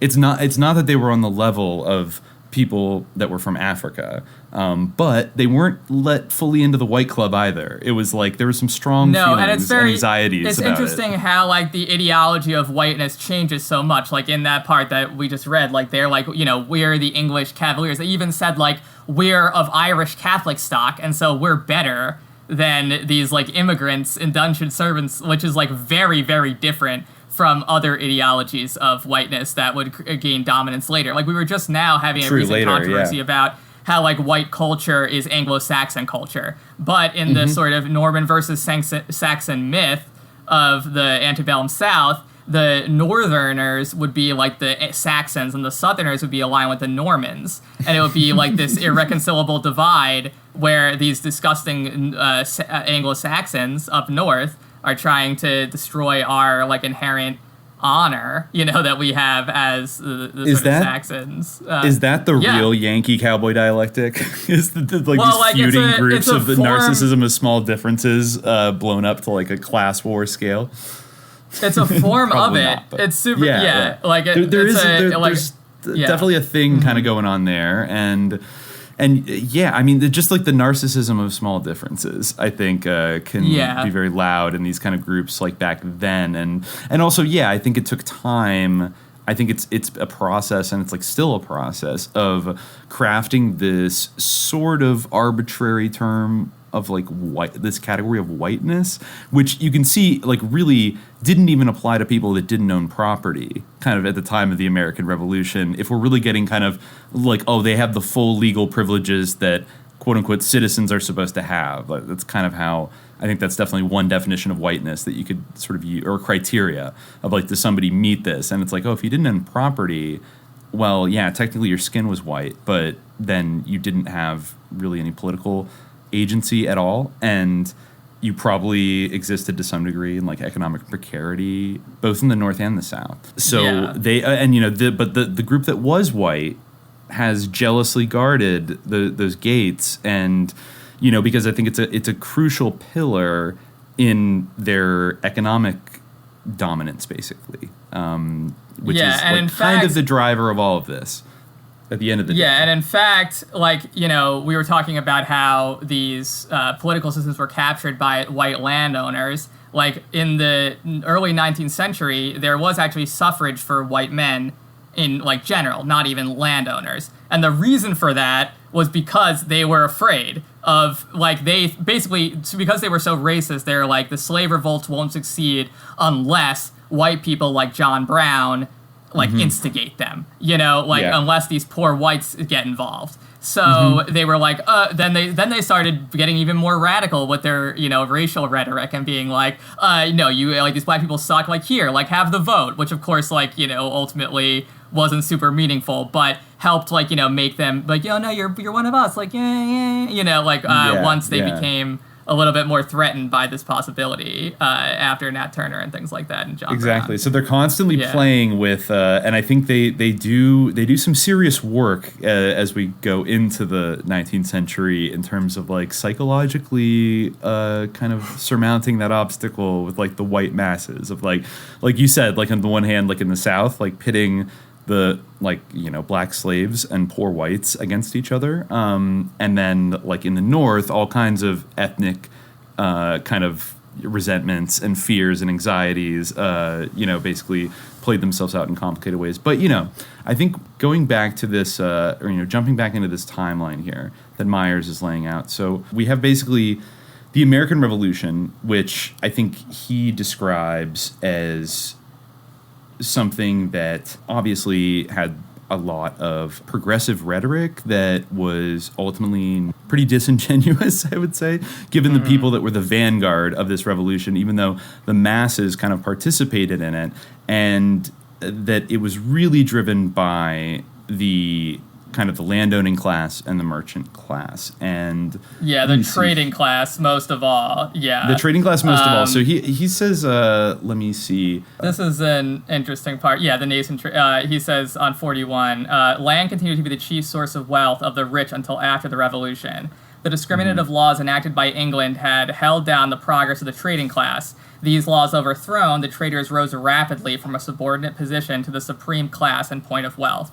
No close research into the pre-revolutionary currents and movements is necessary to understand that the revolution was brought about by the dissatisfied trading class as the only means of securing absolute freedom of trade. Notwithstanding the view often presented that it was an altruistic movement for the freedom of man, it was essentially an economic struggle fathered by the trading class and by a part of landed interests. Admixed was a sincere aim to establish free political conditions. This, however, was not named for the benefit of all classes, but merely one for the better interests of the property class. The poverty-stricken soldiers who fought for their cause found after the war that the machinery of government was devised to shut out manhood suffrage and keep the power intact in the hands of the rich. Had it not been for radicals such as Jefferson, Paine, and others, it is doubtful whether such concessions as were made to the people would have been made. The long struggle in various states for manhood suffrage sufficiently attests the deliberate aim of the propertied interests to concentrate in their own hands, and in that of a following favorable to them, the voting power of the government and of the states. So, but we just talked about what actually it took for manhood suffrage to even happen. But, with the, and that it was totally self-interested. But with the success of the revolution, the trading class bounded to the first rank. Entail and primogeniture were abolished, and the great estates gradually melted away. For more than a century and a half, the landed interests had dominated the social and political arena. As an acknowledged continuous organization, they ceased to exist. Great estates no longer passed unimpaired from generation to generation, surviving as a distinct entity throughout all changes. they perforce were partitioned among all the children, and through the vicissitudes of subsequent years, passed bit by bit into many hands. Altered laws caused a gradual disintegration in the case of individual holdings, but brought no change in instances of corporate ownership. The Trinity Corporation of New York City, for example, has held on to the vast estate which was given before the Revolution, except such parts as it voluntarily has sold. And then he goes on to talk about Van Rensselaer and So it basically it almost like forced kind of like this wealth to go on the move, I would say. Basically because primogeniture and these other kind of aspects of feudalism were formally abolished, if you just kept, it's like we said earlier, the whole like third cousins always like marrying each other every couple of generations.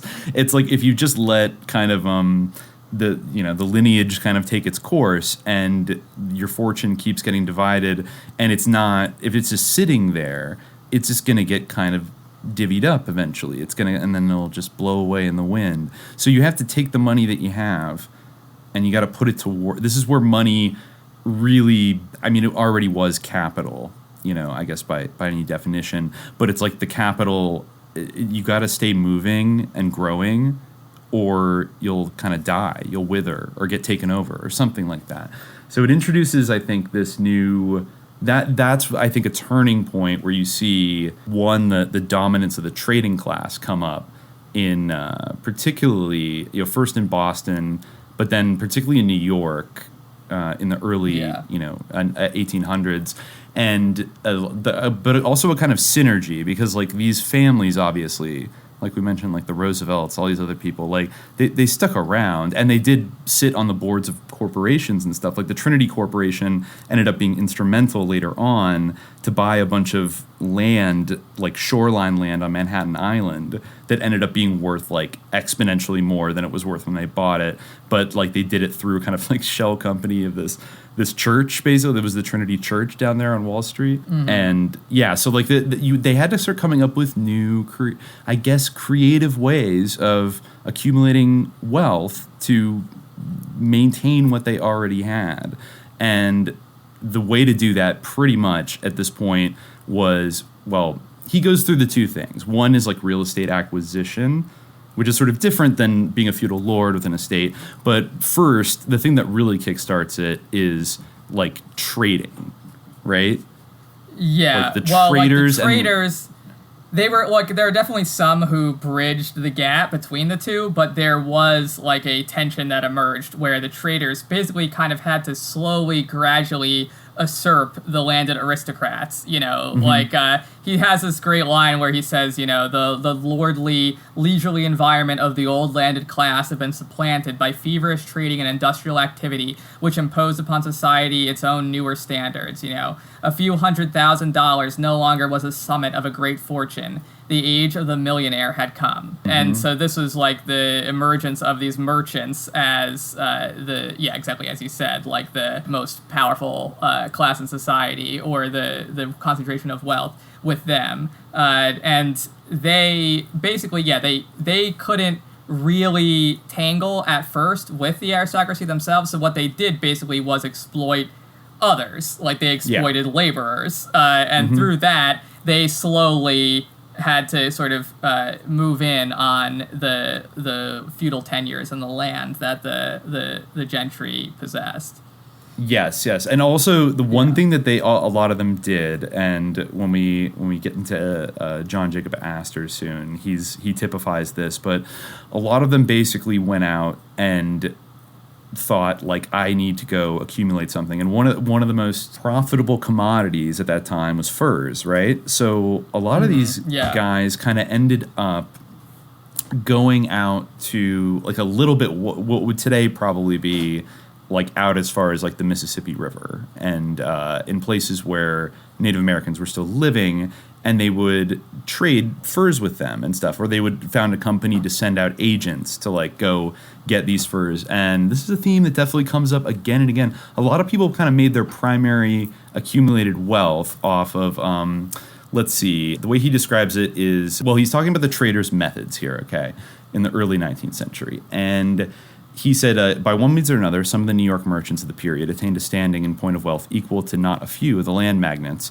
And, William Lawrence of Flushing, Long Island, was a man of great wealth and social standing. Like the rest of his class, he affected to despise the merchant class. While the landed men often spent much of their time carousing, hunting, gambling, and dispersing their money, the merchants were hawk-eyed alert for every opportunity to gather in money. They wasted no time in frivolous pursuits, had no use for sentiment or scruples, saved money in infinitesimal ways, and thought and dreamed of nothing but business. It sounds like J. Paul Getty, honestly. But here we go. So throughout the colonies, not excepting Pennsylvania, it was the general practice of the merchants and traders to take advantage of the Indians by cunning and treacherous methods. The agents of the chartered companies and the landowners first started the trick of getting the Indians drunk and then obtaining for almost nothing the furs that they had gathered, for a couple of bottles of rum, a blanket, or an axe. After the charters of the companies were annulled or expired, the landgraves kept up the practice and the merchants improved on it in various ingenious ways. The Indians, says Felt, were ever ready to give up their furs for knives, hatchets, beads, blankets, and especially were anxious to obtain tobacco, guns, powder, shot, and strong water, the latter being a powerful instrument enabling the cunning trader to perpetuate the grossest frauds. Immense quantities of furs were shipped to Europe at a great profit. And I guess, in New York, there were severe laws against Indians who got drunk. And in Massachusetts colony, an Indian found drunk was subject to a fine of 10 shillings or whipping at the discretion of the magistrate. As to the whites who, for purposes of gain, got the Indians drunk, the law was strangely inactive. Everyone knew that drink might incite the Indians to uprisings and imperil the lives of men, women, and children. I mean, it's 1909. But the considerations of trade were stronger than even the instinct of self-preservation, and the practice went on, not infrequently resulting in the butchery of innocent white victims and in great cost and suspense to the whole community. Strict laws which pronounced penalties for profaneness and for not attending church connived at the systematic defrauding and swindling of the Indians and of land and furs. Two strong considerations were held to justify this. The first was that the Indians were heathen and must give way to civilization, that they were fair prey. The demands of trade, upon which the colonies flourished, was the second. The fact was that the code of the trading class was everywhere gradually becoming the dominant one, even breaking down the austere, almost ascetic, Puritan moral professions. Among the common people, those who were ordinary wage laborers, the methods of the rich were looked upon with suspicion and enmity, and there was a prevalent consciousness that wealth was being amassed by one-sided laws and fraud. Some of the noted sea pirates of the age made this their strong justification for preying upon commerce. By the way, the Captain Bellamy's 1717 speech to Captain Bear of Boston, whose sloop he had just sunk and rifled, I think I just had to read it real quick. It's kind of like critical support for Captain Bellamy. He says, I'm sorry that they, his crew, won't let you have your sloop again, for I scorn to do anyone a mischief when it is not for my advantage. Damn the sloop, we must sink her, and she might be of use to you. Though you are a sneaking puppy, and so are all those who will submit to the governed. They call people puppy in the 19th century. Oh, you puppy. Yeah, exactly. Yeah. Though you are a sneaking puppy, and so are all those who submit to be governed by laws which rich men have made for their own security. I wanted the accent. For the cowardly whelps have not the courage otherwise to defend what they get by their knavery. But damn ye altogether. Damn them for a pack of crafty rascals, and ye who serve them, for a parcel of hen-hearted numbskulls. They vilify us, the scoundrels who, when there is only this difference, they rob the poor under cover of law, forsooth, and we plunder the rich under protection of our own courage. Had you better not make one of us than sneak after these villains for employment? Bear refused and was put ashore. I guess he said, like you want to work with me? So from the lives and bloody exploits of the most noted pirates. So, Captain Bellamy could see it back then, that y'all are pirates too. You just use the law to... basically, ain't nothing new. I wonder if that is like a real thing. I wonder sometimes about these quotes attributed to like Native Americans and pirates, like in some of these old accounts. Like, are they just being used to make a rhetorical point? But yeah, I mean, it's an awesome speech. It could have been fancied up a little bit. Yeah, he definitely talks a lot about piracy and the importance of piracy within the shipping economy, and the thing that we all learned basically in elementary school, that the mercantile or the sort of naval trade, the shipping trade of the colonies, like they basically were like, why can't we just load up our ships when we take all of our goods to Britain to sell them there? Why can't we load them up back with exactly, and with then slaves. sell what we have. Yes. Yeah, exactly, with slaves, and then sell literally, them on the way back. He says right exactly. here that, like the law as the judge who enforces them in the spirit of the age reflected not so much the morality of the people as their trading necessities. And, he talks about how, like, in the churches, the colonists prayed to God as the father of all men and showed great humility. But in actual practice, the propertied men recognized no such thing as equality and dispensed with humility. The merchants imitated in a small way the seigneurial pretensions of the land nabobs.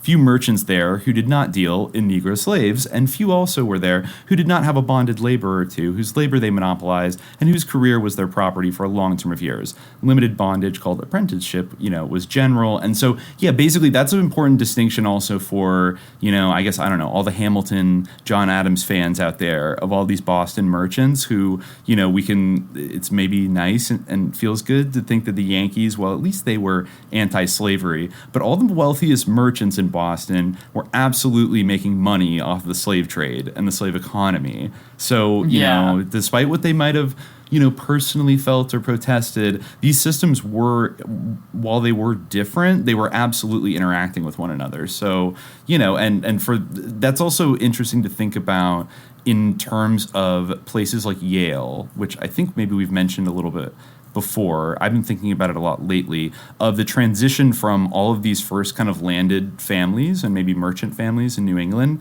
They were sending their sons to Yale to become preachers, like Puritan ministers, right? For the most part. Mm-hmm. And then something starts to change after the American Revolution and going into the 19th century, where you start sending your children to Yale to get into business, and like not just any business, but like the high society business, to socially connect with these other people and learn the watchwords and the behaviors and things to basically kind of groom you into joining the ruling class. And it becomes much more about commerce than about the puritanical justification. It's actually for it. But it's the same entitlement still. It still has a Calvinist certainty to it. It's interesting that I'm kind of like been tracking the whole like Salem issue through some of this book, because it is interesting to consider like the Robert Califf Cotton Mather dispute through the lens of merchants versus like landed gentry and clergy. Mather would be one of those people who went to Harvard when it was mostly like a theological school, but Califf, and his acolytes later on, they were like big, they were merchants. They were real, they were really into commerce, and Califf represented himself as a merchant or a wool merchant, so he, I wonder if any of his ships brought back some slaves, when he sent those textiles over to Britain or whatever. Maybe not, but I don't know if he was a successful enough merchant to be dealing in slaves, but maybe it's entirely possible. I mean, it does say that he attended one of England's dissenting academies, so isn't that what the Southern gentry said that they were, produced from? So I don't know. Interesting. Yeah, you mean so. Califf went to he did. Yeah, one of the dissenting academies. Yeah. Well, and then I don't know. Like I think later Myers compares the financial activities of a lot of these guys to alchemy, literally, and I think that I don't know, because so much of this, like I like the reason the thing. Yeah, like when we get to Astor, we'll get more into detail about the dealings with, I guess, we'll call them American Indians, for lack of a better term, because that's what Myers calls them throughout the book. But the really like systematic level of cheating people and basically like hoisting alcohol on them and then screwing them over, and just the kind of arbitrage of basically ripping somebody off by trading, for furs that you can fetch a high price for. It's very extreme. And the amount of super profits they were able to kind of reap from basically fraud and tricking people, and was almost on an industrial scale even before the Industrial Revolution. It was the way that, like people would just take, like they would like claim like huge swaths of New Hampshire and say that like all of the timber belongs to us now. It says here, sharp traders easily got the advantage of Indians and landowners in buying the privilege of cutting timber in some cases, particularly in New Hampshire, The timber was simply taken without leave. The word was passed that force was as good as force, fraud as good as fraud. A lot of people would just go do stuff and then be like, what, are you going to stop me? And then it would just become accepted and legal, basically, or you'd pay off the right amount of people and et cetera, et cetera. Just to correct myself, I guess the Northerners were the ones who were seen as being like the descendants of the Roundheads, and the Southerners saw themselves as being the descendants of the aristocracy, of course, and the monarchists. So I guess that came. Okay. But I'm not abandoning it. I'm not abandoning it. It does make sense. It is kind of interesting to think about that because they were like religious, more like religious schismatics in the North. Mm-hmm. And interesting. So, okay, we got in the shipping thing. It's worth noting, by the way, Myers says that many of the members of the Continental Congress were shipping merchants, or they had inherited their fortunes from rich shippers, such as Samuel Adams, John Hancock, and a couple other big guys, Francis Lewis, like people from both the North and the South. And I guess the Revolution had disrupted and almost destroyed the colonial shipping industry, and trade wasn't very active. But here's a Boston Brahmin. George Cabot of Boston was the son of an opulent ship owner. I think even like Henry Cabot Lodge is that Cabot family. Yeah. And so also this Salem is an example. Connection. Yeah. Oh, George really? Cabot. The Cabot? Yeah. Oh. Mm-hmm. Yeah. Okay. Interesting. So during the Revolution, George with his brothers swept the coast with 20 privateers carrying 16 to 20 guns each. For 4 or 5 years, their booty was rich and heavy, but toward the end of the war, British gunboats swooped on most of their craft, and the brothers lost heavily. So they were literally just like being pirates during the war and like robbing ships. And then George subsequently became a United States senator. Cool. So yeah, like a rich kid like going out being a pirate to like make more money, I guess, is like literally what he was doing. Yeah, so he got into all kinds of businesses. From that, became one of the towering rich men of the day, and he left a ton of money to his son. Goes through some other, like Joseph Peabody, who I think is that what like the Peabody Award is related to, that family. I don't know if the Peabody Award is named for Joseph Peabody the merchant. Well, no, not his, but like one of his descendants, basically. I don't know. I don't know who the Peabody Award is named for. I assume it was. Seem like that family eventually had a connection to Isabella Stewart Gardner, who did do a lot of sort of philanthropy and that type of thing. So philanthropist George Peabody, and so I assume George. I'm gonna look it up. I'm gonna double check, but he was born in 1795 in South Parish, Danvers, Massachusetts. So I'm pretty sure, he was in the business of dry goods and then banking. He moved to London, where he became the most noted American banker and helped establish the young country's international credit. Oh my God, wow. Having no son of his own to whom he could pass on his business, Peabody took on Junius Spencer Morgan as a partner in 1854, and their joint business would go on to become J.P. Morgan and Company. Okay. Wow. So literally J.P. Morgan literally came back to, but is this he related character. To that original Peabody? Yeah, he had Puritan ancestors in Massachusetts. That's where he was born in 1795. I don't know if he was literally, his father was Thomas Peabody. So, I mean, he's from that extended family, basically, and grew up wealthy, like a wealthy merchant family. Yeah, I actually did not know that the Peabodys and the J.P. Morgan kind of family were intimately... they literally fused. Literally. They literally fused.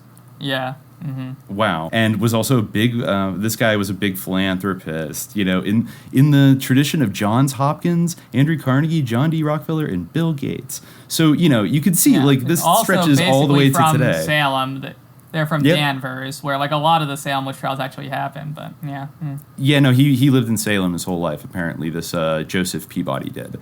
So it says some of his exploits sailing around the world, which are narrated by George Atkinson Ward in Hunt's Lives of American Merchants, were thrilling enough to have found a deserved place in a gory novel.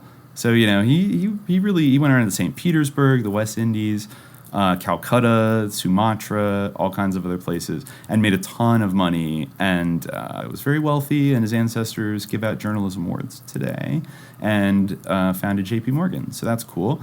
And yeah, so a lot of these people did make their original capital from like privateering. Just look, I always wanted like the exact definition of being a privateer. Is that basically privateer is basically like a licensed pirate, pretty much. Like a mercenary, like a pirate yeah. who someone gives permission to, like Sir Francis Drake or whatever. You know, they're like basically Gotcha. pirates who are Okay. under the auspices of the crown or something like that. Yeah. And then a lot of these people also got into, there were people like Thomas Russell, who I was trying to look up if they were connected to the Russell Trust, which I think was the force behind founding Skull and Bones.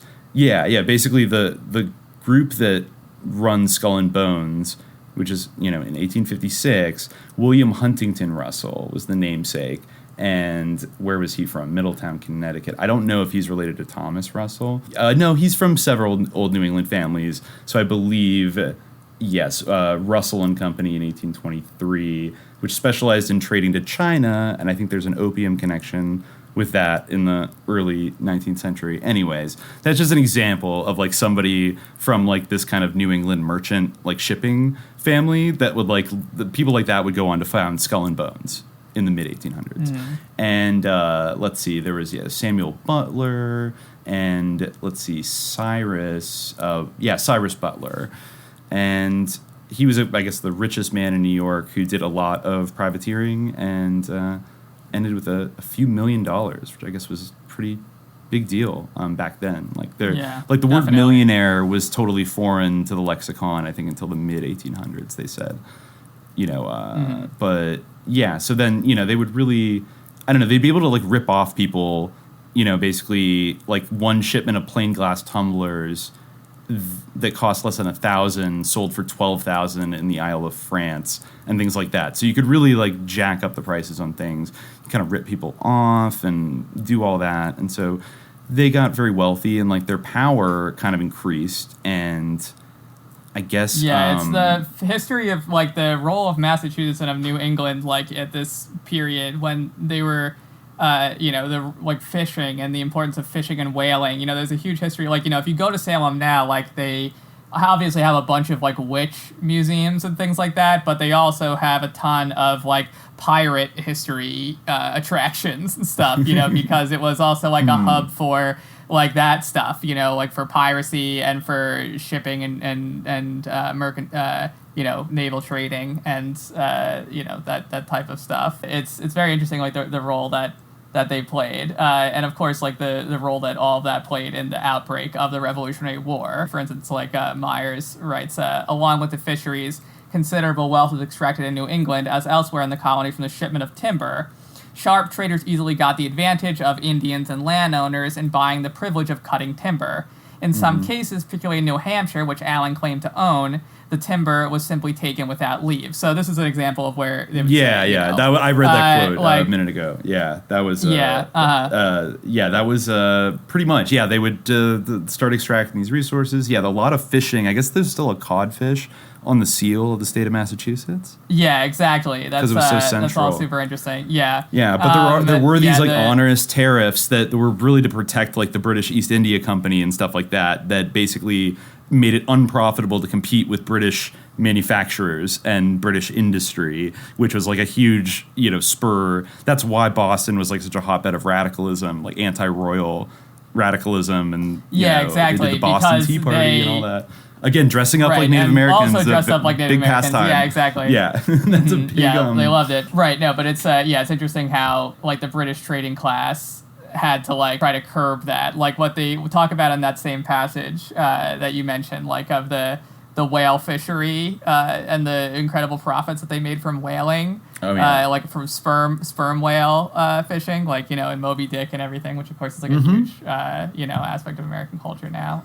In fact, right? I think New Bedford, Mass is like still like a town that's like all about Moby Dick. But so basically like the taxes and the restrictions on sea trade were kind of like the main reason why the Revolutionary War broke out. And they were able to clean house after the country was established. Another thing that I didn't quite know that happened right at the, after the founding of the U.S. in 1793 was Whitney's invention of, it was Eli Whitney, right? The invention of the cotton gin, which I guess it was a huge stimulus to cotton growing in the South, and of course benefited the ship owners in New England because all of a sudden there was way more cotton to basically export, and so their trade. I think we mentioned increased. this in our episode about the changing images of man. We mentioned how, because in that book they were like, well, when there's more technology that reduces the amount of labor, then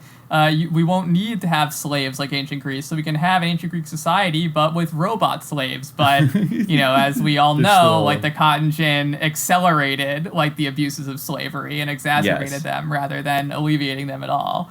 Yeah, and the other, but the thing I actually didn't quite know, because I knew the Whitney family, we brought up the Whitney family before, they're incredibly powerful and wealthy and connected to everybody, but Myers wrote, like, it might be thought parenthetically that Whitney himself should have made a surpassing fortune from an invention which brought millions of dollars to planters and traders, but his inventive ability and perseverance, at least in his creation of the cotton gin, brought him little more than a multitude of infringements upon his patent, refusals to pay him, and vexatious and expensive litigation to sustain his rights. In despair, he turned in 1808 to the manufacture in New Haven of firearms for the government, and from this business managed to get a fortune. So, like, he actually, I didn't realize this, that he almost had, like, the cotton gin, like, stolen from him by all these greedy planters and traders and stuff, and ended up getting caught in court and all these lawsuits, and then he went, and I want to say, did he found Colt in Hartford, Connecticut? I don't know. Let me see what he ended up because he does mention that he went and made a fortune from guns. It's very bizarre. If you go to his Wikipedia page, it doesn't even say anything about guns. It just says he invented the cotton gin. He went to Yale too, by the way.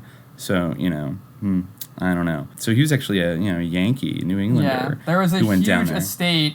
There's a huge Whitney estate like near where I grew up in New York, and actually I think that it was like the site for like some negotiations between the Polisario Front and the government of Morocco at some point about the Western Sahara. Like, it's bizarre, but yeah, it's just this weird, gigantic estate that we would sometimes see like driving around.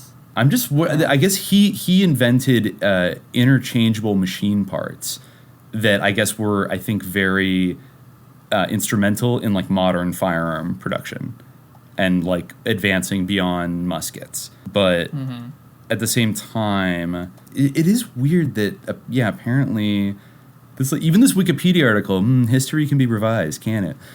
Because it talks about how he got a contract with the War Department and stuff, but it was like, his thing didn't do very well, his gun business. Well, then how did he get so wealthy if he also got ripped off for the cotton gin? I don't know. I guess it says that despite his humble origins, Whitney was keenly aware of the value of social and political connections. In building his arms business, he took full advantage of the access that his status as Yale alumnus gave him to other well-placed graduates, such as Oliver Wolcott Jr., Secretary of the Treasury, class of 1778, and James Hillhouse, a New Haven developer and political leader. And then he married Jonathan Edwards' granddaughter in 1817, the daughter of Pierpont Edwards, who I believe was like, isn't it, Pierpont Morgan?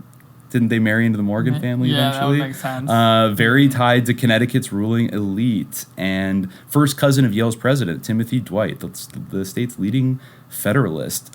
So basically, I don't know. But it's very bizarre in this whole article they won't like say what his gun company was, unless I'm kind of missing it here, and that he made a lot of money off of it. Somebody's got something wrong, or you know what I mean? Like maybe he did have a firearms factory, but apparently he made 10,000 muskets. I guess it just gun enterprise didn't work out. Didn't mean that he didn't have such wealth from other places. It's true. He might have actually, maybe he licensed his like interchangeable parts. The idea actually predated him, but he promoted and popularized it. Whatever. It's parenthetical. But just once again, you see like, wow, like how tightly interwoven all these people are. And they're even, it's funny though, like for all the litany of crimes that Myers lists in, this whole saga, that like the one time somebody does invent like a kind of a radical technology that, massively increases productivity and blah, blah, blah. Like it really is kind of a game-changing invention.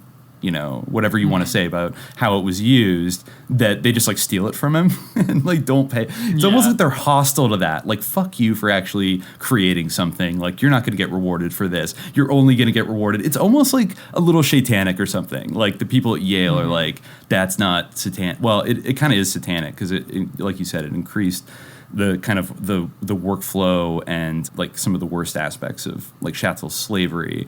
But then they were like, you need to go make like better guns for us so that we can go conquer the West. And it's, I don't know, everyone just seems to be swimming in some dark vibes, and they're all just like stealing things. Okay, so yeah, just to summarize this part, then I think maybe it's Astor time. We'll just talk about Astor for the rest of the time. Does that sound good? Yeah, so yeah, that sounds good. After he gives all these, like the guy who founded Brown University, Nicholas Brown, was like a privateer and did all the shipping stuff. Everybody basically in New England was just shipping all the time, making tons of money. And he says it is quite needless, however, to give further instances in support of the statement that nearly all the large active fortunes of the latter part of the 18th and early period of the 19th century came from the shipping trade and were mainly concentrated in New England. The proceeds of these fortunes frequently were put into factories, canals, turnpikes, and later into railroads, telegraph lines, and express companies. Seldom, however, has the money thus employed really gone to the descendants of the men who amassed it, but has since passed over to men who, by superior cunning, have contrived to get the wealth into their own hands. This statement is an anticipation of facts that will be more cognate in subsequent chapters, but may be appropriately referred to here. There were some exceptions to the general condition of the large fortunes from shipping being compactly held in New England, and he, I guess, mentions a Quaker, Thomas Pimcope from Philadelphia, that did shipping and then kind of folded it into canal and railroad enterprises. But he says, at the end of the day, lest we forget, obviously these millionaires created nothing except the enterprise of distributing products made by the toil and skill of millions of workers the world over. But while the workers made these products their sole share was meager wages, barely sufficient to sustain the ordinary demands of life. Moreover, the workers of one country were compelled to pay exorbitant prices for the goods turned out by the workers of other countries. The shippers who stood as middlemen between the workers of the different countries reaped the great rewards. Nevertheless, it should not be overlooked that the shippers played their distinct and useful part in their time and age, the spirit of which was intensely ultra-competitive and individualistic in the most sordid sense. I think people probably get the idea with the shipping thing. This is interesting. Okay, I'll just read a couple things leading into Astor here. Merchants, the pillars of society, Myers writes. The most infamous frauds were carried on, and so dominant were the trader standards that these frauds passed as legitimate business methods. The very men who profited by them were the mainstays of churches, and not only that, but they were the very same men who formed the various self-constituted committees which demanded severe laws against paupers and petty criminals. Tell me if this sounds a little familiar. A study of the names of the men, for instance, who comprised the New York Society for the Prevention of Pauperism, 1818 to 1823, shows that nearly all of them were shippers or merchants who participated in the current commercial frauds. Yet this was the class that sat in judgment upon the poverty of the people and the acts of poor criminals, and which dictated laws to legislatures and to Congress. Girard and Astor were the supreme products of this system. They did in a greater way what others did in a lesser way. As a consequence, their careers were fairly well illumined. The envious attacks of their competitors ascribed their success to hard-hearted and ignoble qualities, while their admirers heaped upon them tributes of praise for their extraordinary genius. Both sets exaggerated. Their success in garnering millions was merely an abnormal manifestation of an ambition prevalent among the trading class. Their methods were an adroit refinement of methods which were common. The game was one in which, while fortunes were being amassed, masses of people were thrown into the direst poverty, and their lives were attended by injustice and suffering. In this game, a large company of eminent merchants played. Girard and Astor were peers in the playing, and got away with the greater share of the stakes. Now, okay, just rewind for a second back to the New York Society for the Prevention of Pauperism. That's does that remind you of maybe a couple, maybe combating anti-silk topper discriminatory violence in Chicago? Paupers would not like silk toppers, probably. Yeah, they would, and the Chicago Crime Commission, the Secret Six. There seems to be this kind of. I mean, we postulated that this kind of low-key Batman mentality maybe went back as far as the 1920s, but I think what Myers is saying right here is that it goes way back to the 1820s, And, basically like the most powerful like merchants and like industrialists basically were like obsessed with like getting these sicko anti-silk topper scumbags off the fucking streets. Basically, they were all wanted to be Cobra, and basically, but while they were the biggest, it's funny, like being a pauper isn't even like an aggressive crime. You're just begging for like, right? I mean, unless the connotation was different back then, but it's not like, not even vagrancy or banditry. It's just, or, what was it in Chicago? The Commerce Citizens Committee for Prevention of Crime. Yeah. But you basically have these like private. As you mentioned, like debtors' prisons were like rampant. Like it's really like it gets really amazing later on. Like it says, if a man were absolutely destitute and took to theft as the only means of warding off starvation for himself or his family, the whole force of law at once descended heavily upon him. In New York State, the law decreed a grand larceny to steal the value of $25. In other states, the statutes were equally severe. For stealing $25 worth of anything, the penalty was 3 years in prison at hard labor. The unfortunate was usually put in the convict chain gang and forced to work along the roads. Street begging was prohibited by drastic laws. Poverty was substantially a crime. The moment a propertyless person stole, the assumption at once was that he was prima facie a criminal. But let the powerful propertied man steal, and the government at once refused to see the criminal intent. If he were prosecuted, the usual outcome was that he never went to jail. Hundreds of specific instances could be given to prove this.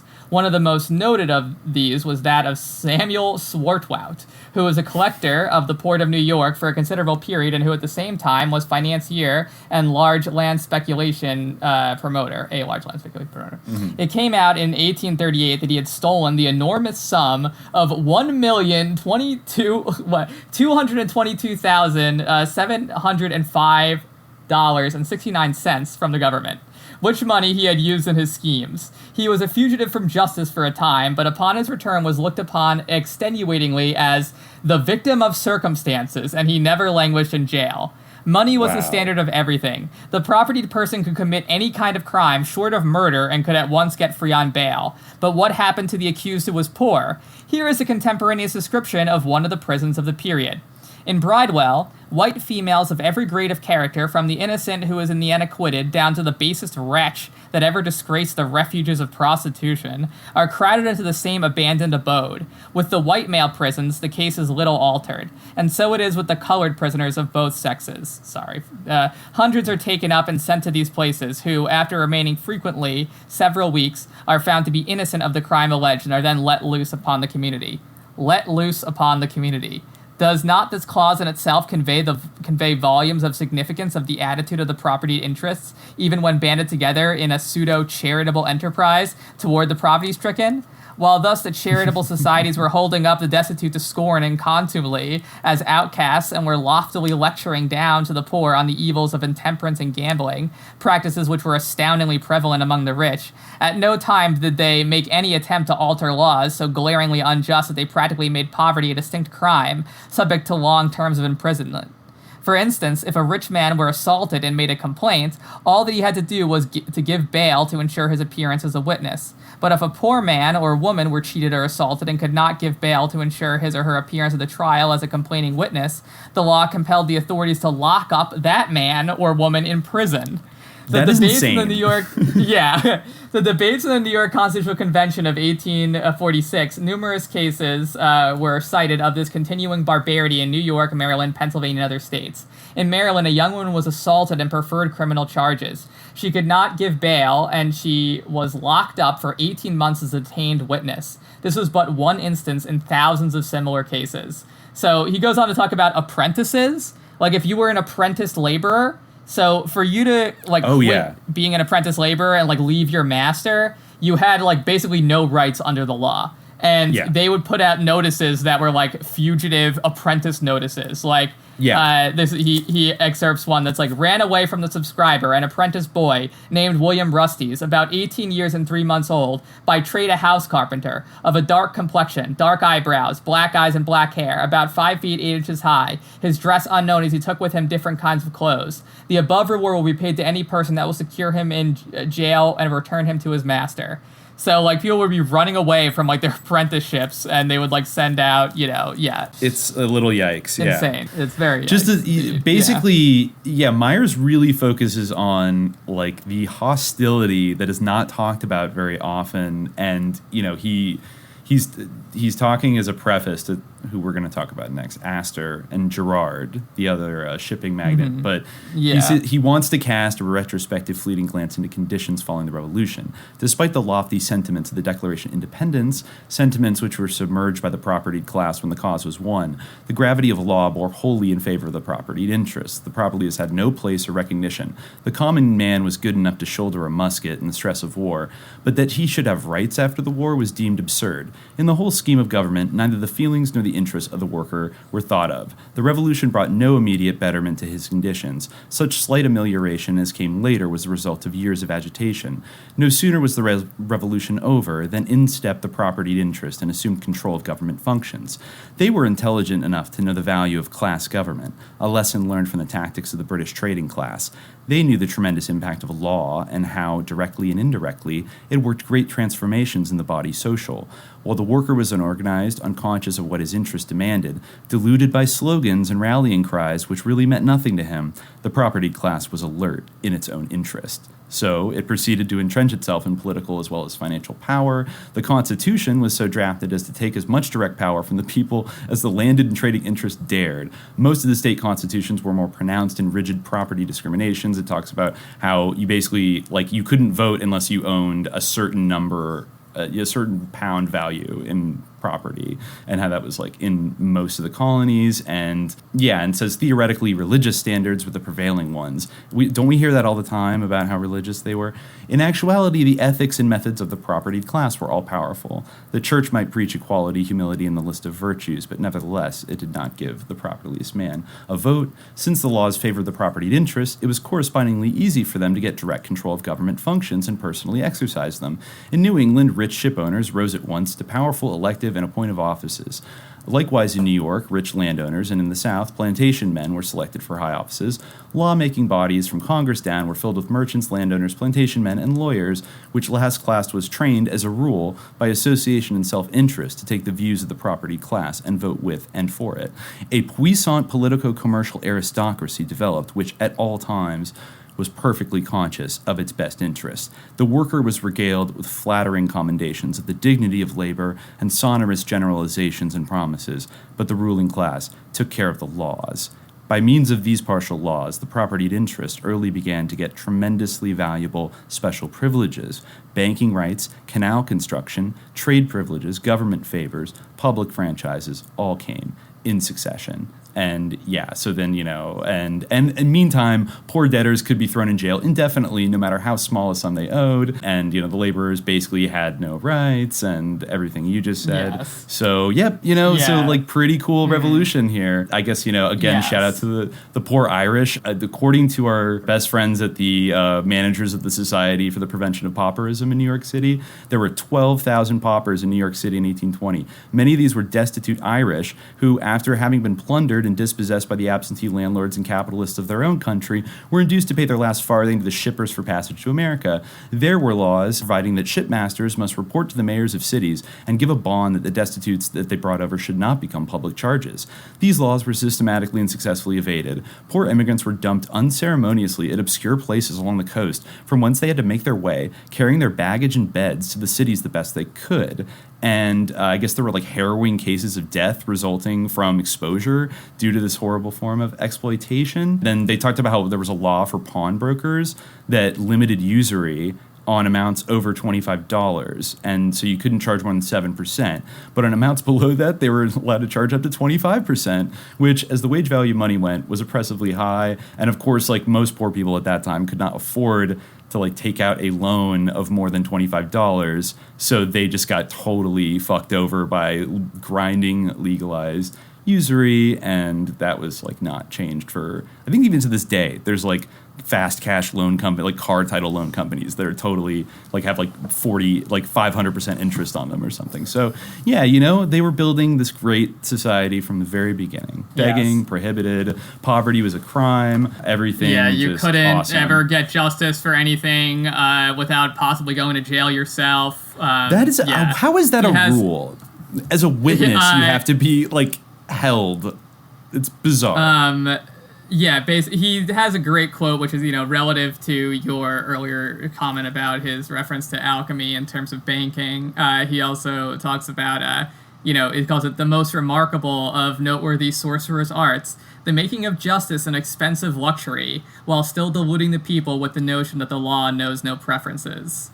Ain't nothing new. Ain't nothing new under the sun. We're still talking about cash bail today. Yeah, right? true. Yeah, and it's still super expensive to go through any kind of, exhausting to go through these things. But the criminal cases or any kind of litigation like that. So yeah, they'll just run you. He basically says, they'll just exhaust you, and so that was something they figured out very early to game the system. And so often, thinking back to our friend Noam and his debate with Foucault, where he like positively cited the Supreme Court like decision as that's just an example of how deep into the groundwater this kind of like sanctity of the law has basically seeped into, I guess, the way a lot of Americans, even ones that fancy themselves radicals, think about it. But you have to think about how consciously was our entire legal system created by these merchants and plantation men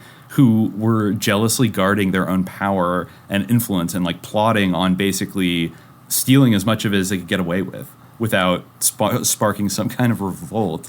And to what extent so many of like the things that we just accept as foundational aspects of like our checks and balances system were actually the result of like shady ass bribes and plotting by these dudes in, hate to say it, but probably smoke-filled rooms that were hashing out things, right? It's like when you start going down of like when was it not totally corrupt and in control of like this kind of class alliance of people, and it basically was never not in their control. I've traveled around this country from shore to shining shore. It really made me wonder the things I heard and saw.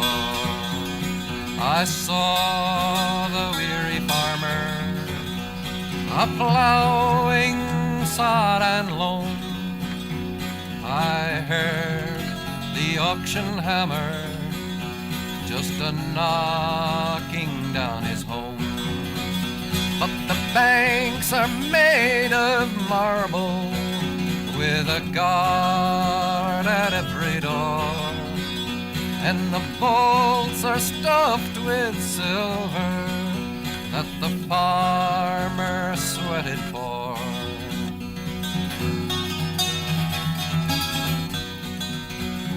I've seen the seamen standing idly by the shore, and I heard their bosses saying, got no work for you no more.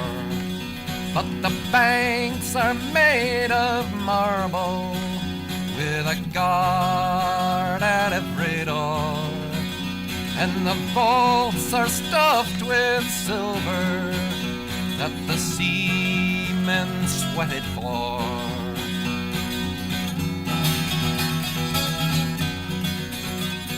I've seen the weary miner scrubbing coal dust from his back, and I've heard his children crying, got no coal to heat the shack.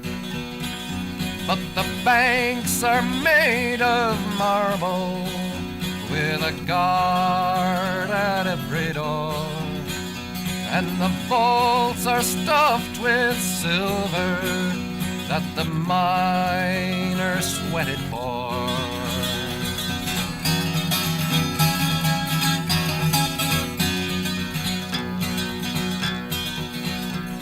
I've seen my brothers working throughout this mighty land.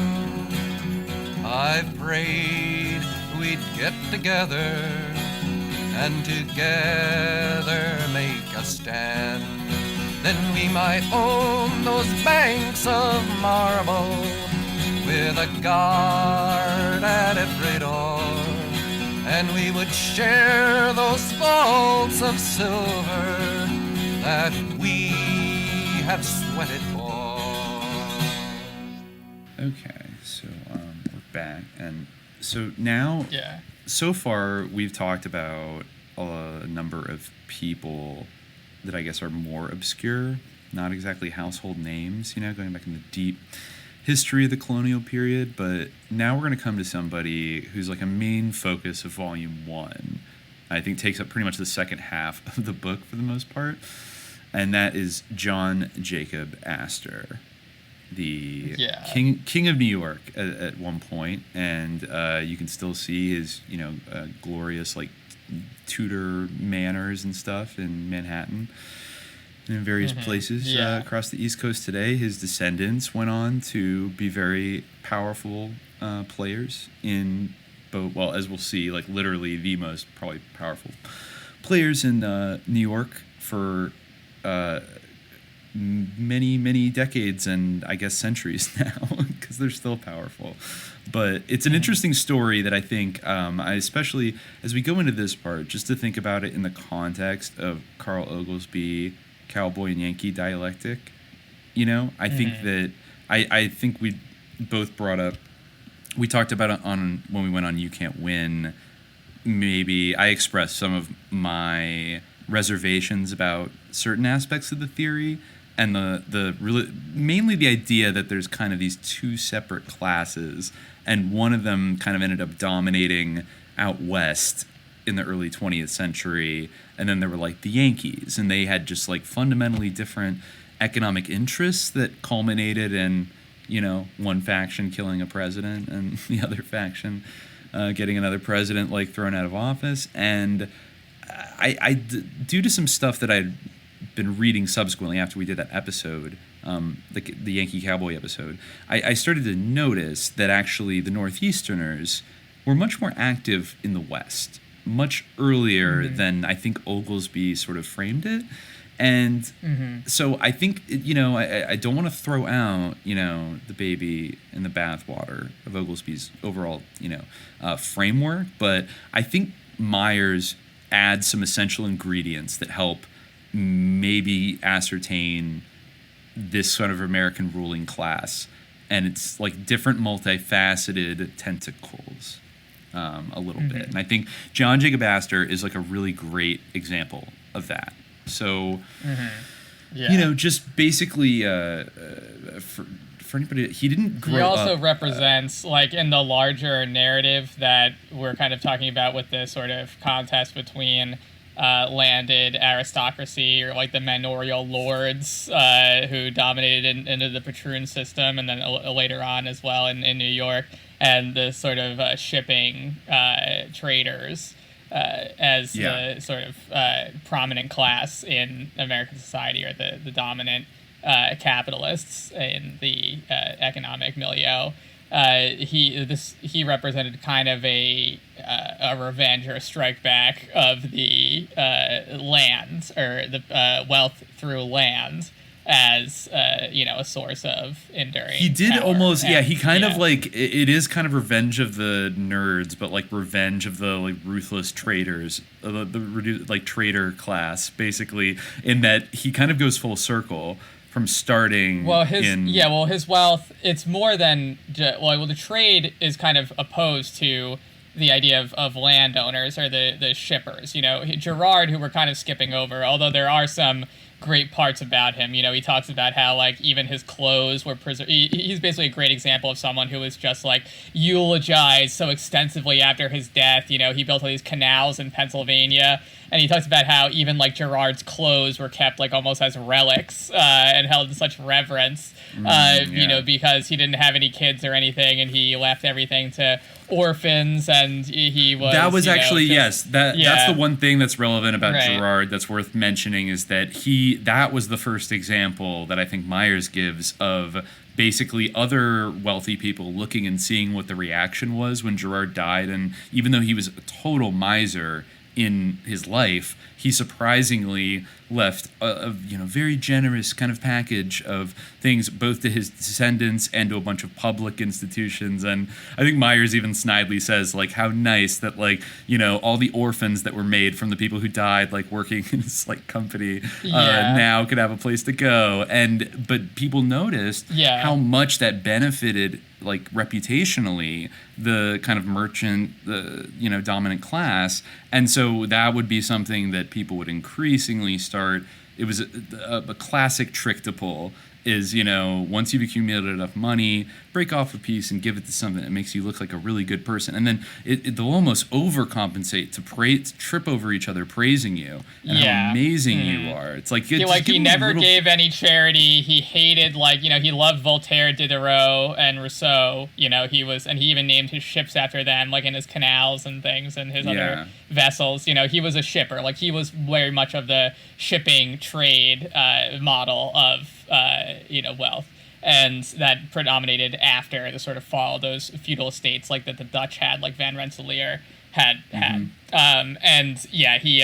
He never gave like any charity throughout his entire life in all his 81 years, and then suddenly, in his will, then he was like, oh, I'm opening all these hospitals and orphan societies and things like that, and so everyone was going nuts. They, like, again, when he kept his clothes, like Myers writes, the finely tuned rhetoric of the orators, pleasing as it was to that generation, is judged by modern standards well-nigh meaningless and worthless.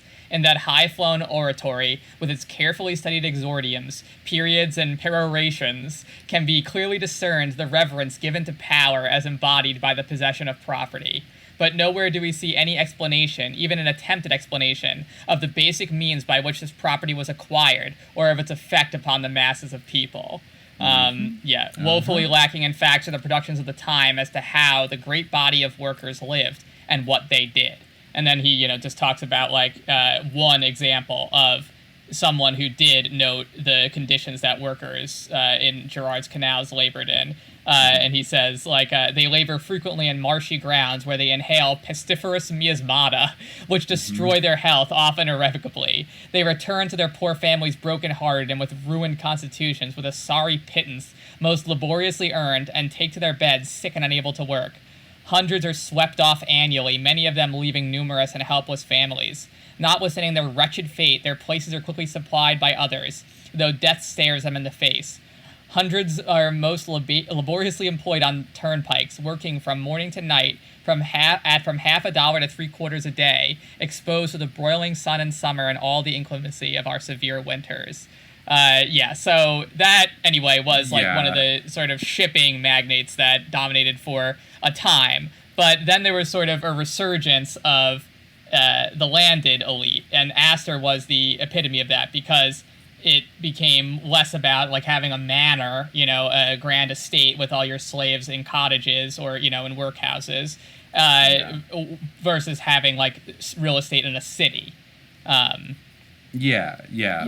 mean, he spans kind of both worlds and kind of in a way brings them together in a way by the end of his life, because it's interesting to note, and this kind of recurs throughout American economic history, that some of the biggest names in wealth and these big dynasties, like the last episode we talked all about the Gettys, we talked about Henry Ford and people like Vanderbilt, who I think he gets into in volume 2, but these people actually did not come from the landed gentry New England families for the most part. They, in a lot of cases, they're actually immigrants. In Astor's case, he was born in Germany, and he first went to London, where his brother was selling musical instruments, and then, this is the classic thing, with one good suit of Sunday clothes, 7 flutes, and 5 pounds sterling of money, he emigrated to America and, landed in New York City, and kind of, basically started from the ground up, more or less. So not somebody who was just handed this whole thing, and basically was part of like intermarried into 20 different families, like a bit of a desperado, like a Daniel Plainview, who basically, actually a lot like Daniel Plainview, he had to make his first bit of money in a very brutal and like raw kind of frontier kind of way. And it's actually a very early example of somebody who, I guess by, he wasn't born a Yankee, but he ended up in New York City selling furs, peddling fur skins, and bartering cheap jewelry and things like that, almost like a street, like merchant. And he's a first example of somebody who looked out west because he realized that the kind of like the fur trapping industry in New England was kind of oversaturated at that point. Like people had really aggressively hunted all these animals and stuff. So if you really wanted to get good furs, you had to go further out. And I guess he decided, he was working for a guy named Robert Bone, a New York merchant. And he showed, when he was there, he showed great zest in quizzing the trappers who came in to sell furs, and he gained considerable knowledge of the fur animals. And then I guess Bone entrusted Astor the task of making long and fatiguing journeys to the Indian tribes in the Adirondacks in Canada and bargaining with them for furs. So in 1786, he set up like a small fur business for himself. And, Myers notes, like, it's not unreasonable to suppose that at this time he, in common with all the fur dealers, participated in current methods of defrauding the Indians. It is certain that he contrived to get their most valuable furs for a jug of rum or for a few toys or notions. And, then he would come back with these furs and ship them to London, where they'd be sold at a great profit. But then he did marry into a kind of good family. I guess he married Sarah Todd, a cousin of Henry Brevoort, who I assume is maybe like from a Dutch background. They said he had considerable family connections and some means. So he kind of been married into this like Yankee elite. So he got that kind of sanction. And then Myers' description of his business, which became the American Fur Company, is pretty striking. So by 1794, he was somewhat of an expansive merchant. Scores of trappers and agents ravaged the wilderness at his command, and periodically he shipped large quantities of fur to Europe. And let me see, he moved into a bigger place and was eventually worth $250,000. Trying to find the best quote of like how like his methods in business right here.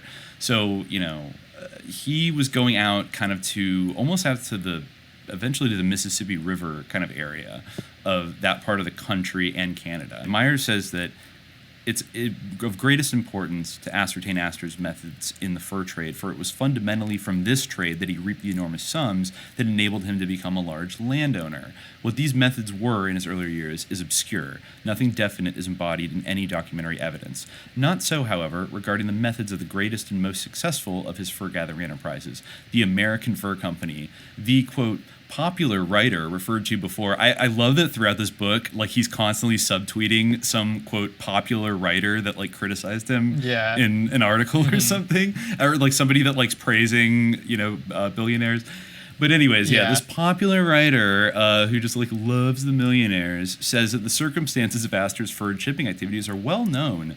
On the contrary, they are distinctly not well known, nor have they ever been set forth. None of Astor's biographers have brought them out, if indeed they knew of them. And he says they're of the most absolute significance in that they reveal the whole foundation of the colossal fortune of the Astor family.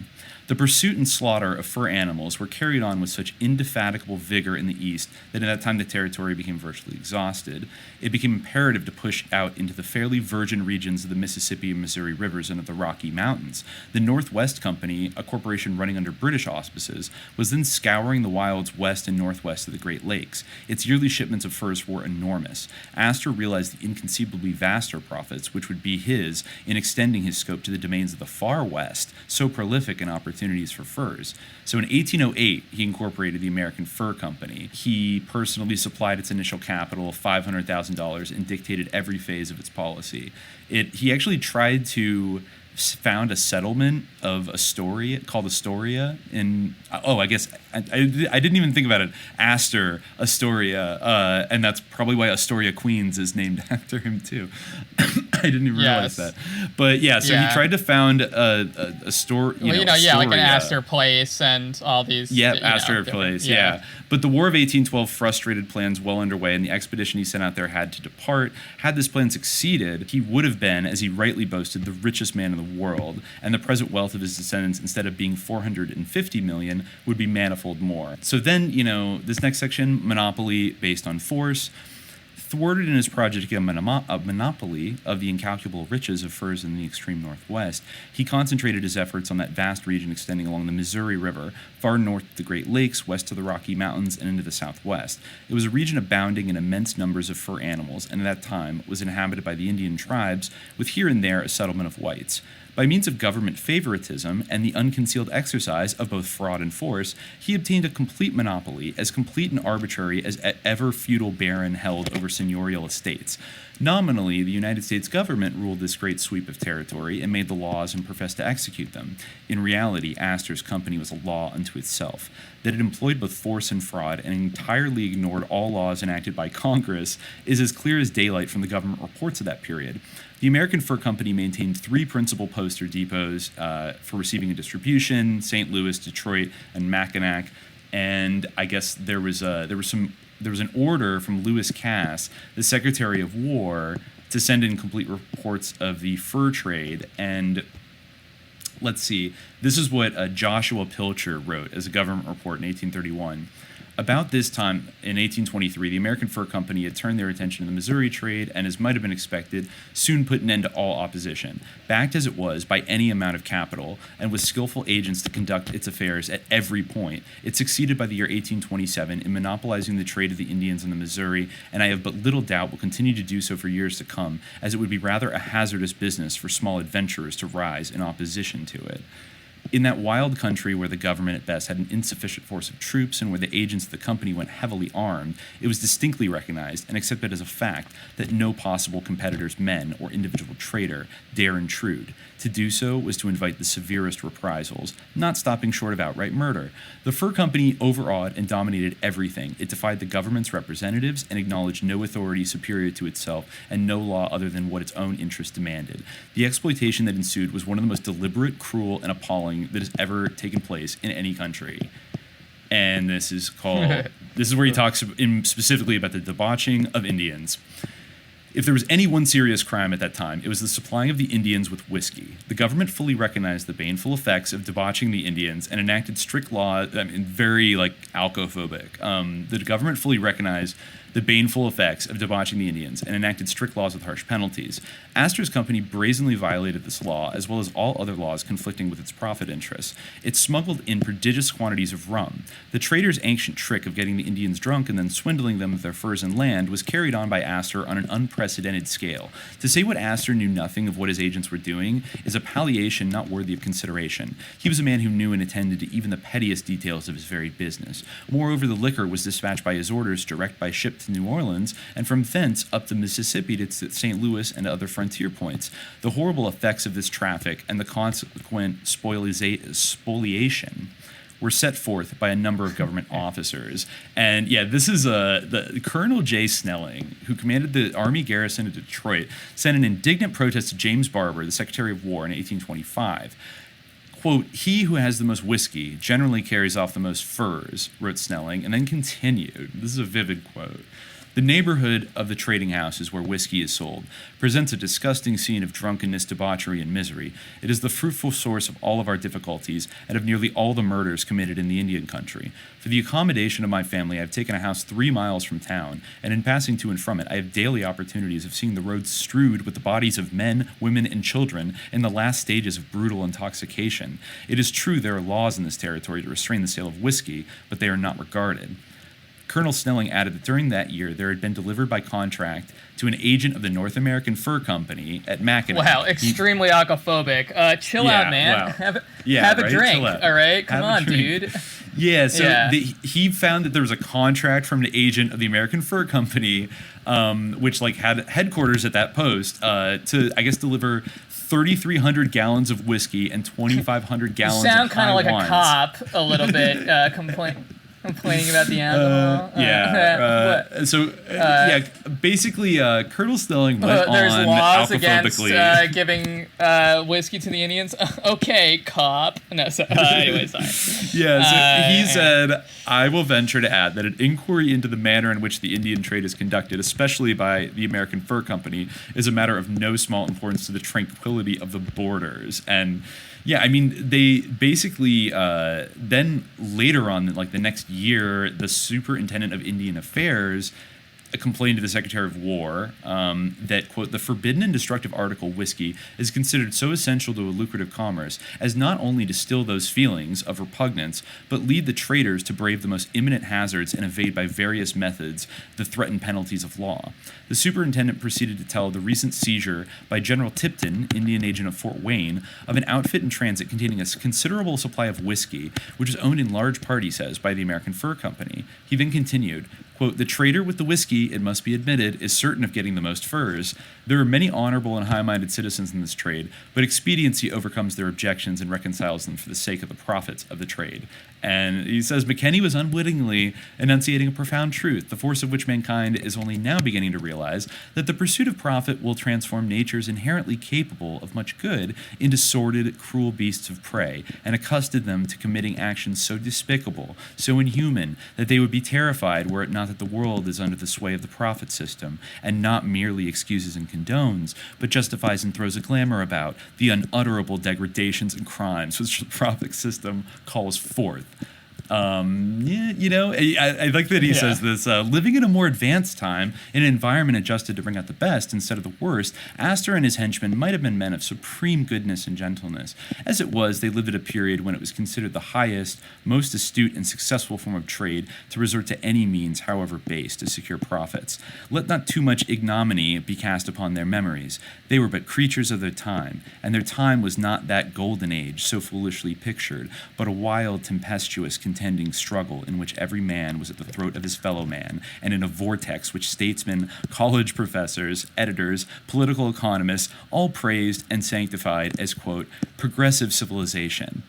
You know, I mean, that really hits towards today. Yeah, he's got a great writing style, an amazing writing style. Yeah, he just pauses like 5 times every chapter to just launch a paragraph of invective of like how disgusting these people are, and now like, they don't deserve any of the things. Like they're basically the real criminals, and like they are masquerading. He really seems particularly angered, which I think we really feel, on Subliminal Jihad. It's like the kind of the smug lying and pretending that you're not doing what you're doing aspect of it, and the fact that nobody will like call out what it is, and which is kind of the entire journalistic academic complex of his day was like, no, they're great men of excellent thrift and industry and blah blah blah, and saying, but it's also it is I think it's appropriate for him to point out that he's not just doing like a villain, like a drive-by takedown of Astor, like he was this unique sicko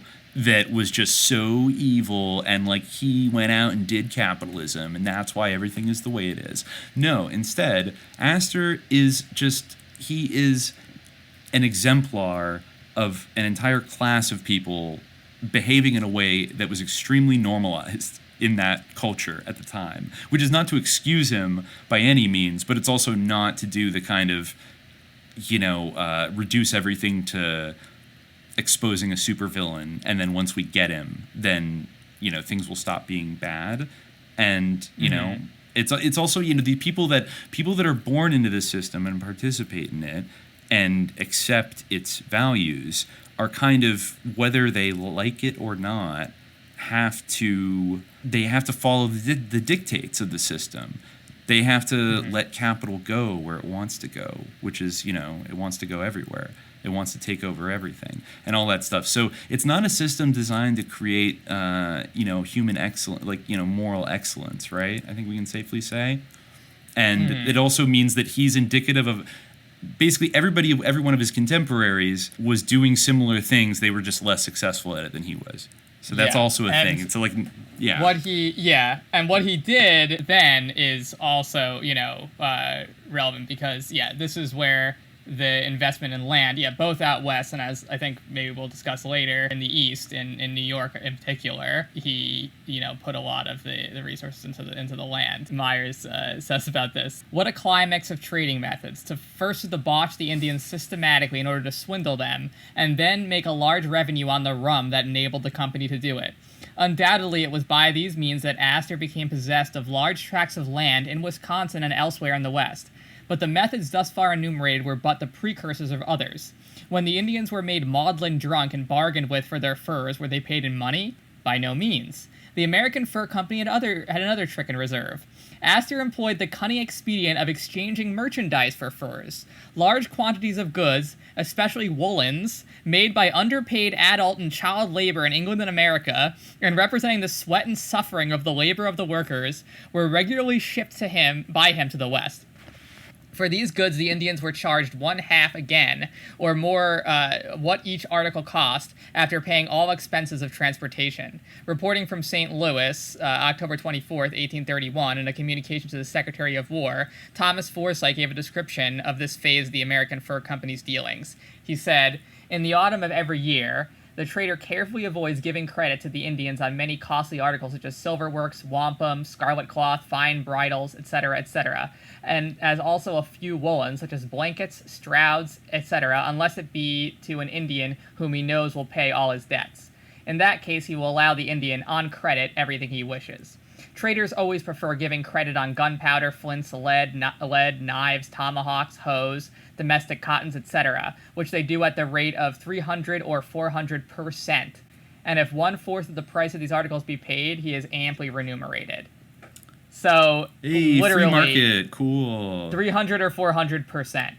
Yeah, the arbitrage on that, like the just like literally inserting himself, that is alchemy. That basically is like satanic alchemy. Is just like create like stealing the value. It's just it's like so.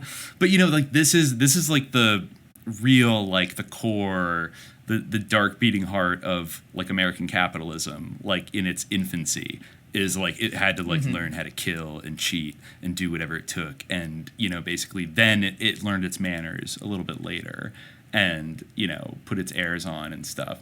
But it's Myers also describes like the cycle of violence that basically like his American Fur Company just sounds like such like an evil enterprise, but it says that in law the Indian was supposed to have certain rights, but Astor's company not only ignored them but flouted them. Now when the Indians complained, what happened? Did the government protect them? The government, and especially the courts, were quick and generous in affording the greatest protection and the widest latitude to Astor's company. But when the Indians resented the robberies and injustices to which they were subjected beyond bearing, they were murdered. They were murdered wantonly and in cold blood, and then urgent alarmist representations would be sent to Washington that the Indians were in a rebellious state, whereupon troops would be punitively hurried forth to put them down in slaughter. In turn, goaded by an intense spirit of revenge, the Indians would resort to primitive force and waylay, rob, and murder the white agents and traders. From 1815 to 1831, more than 150 traders were robbed and killed by Indians. Many of these were Astor's men, but how many Indians were killed by the whites has never been known, nor apparently was there any solicitude as to whether the number was great or small. But he says in the notes, Forsyth admits that in practically all of these murders, the whites were to blame initially.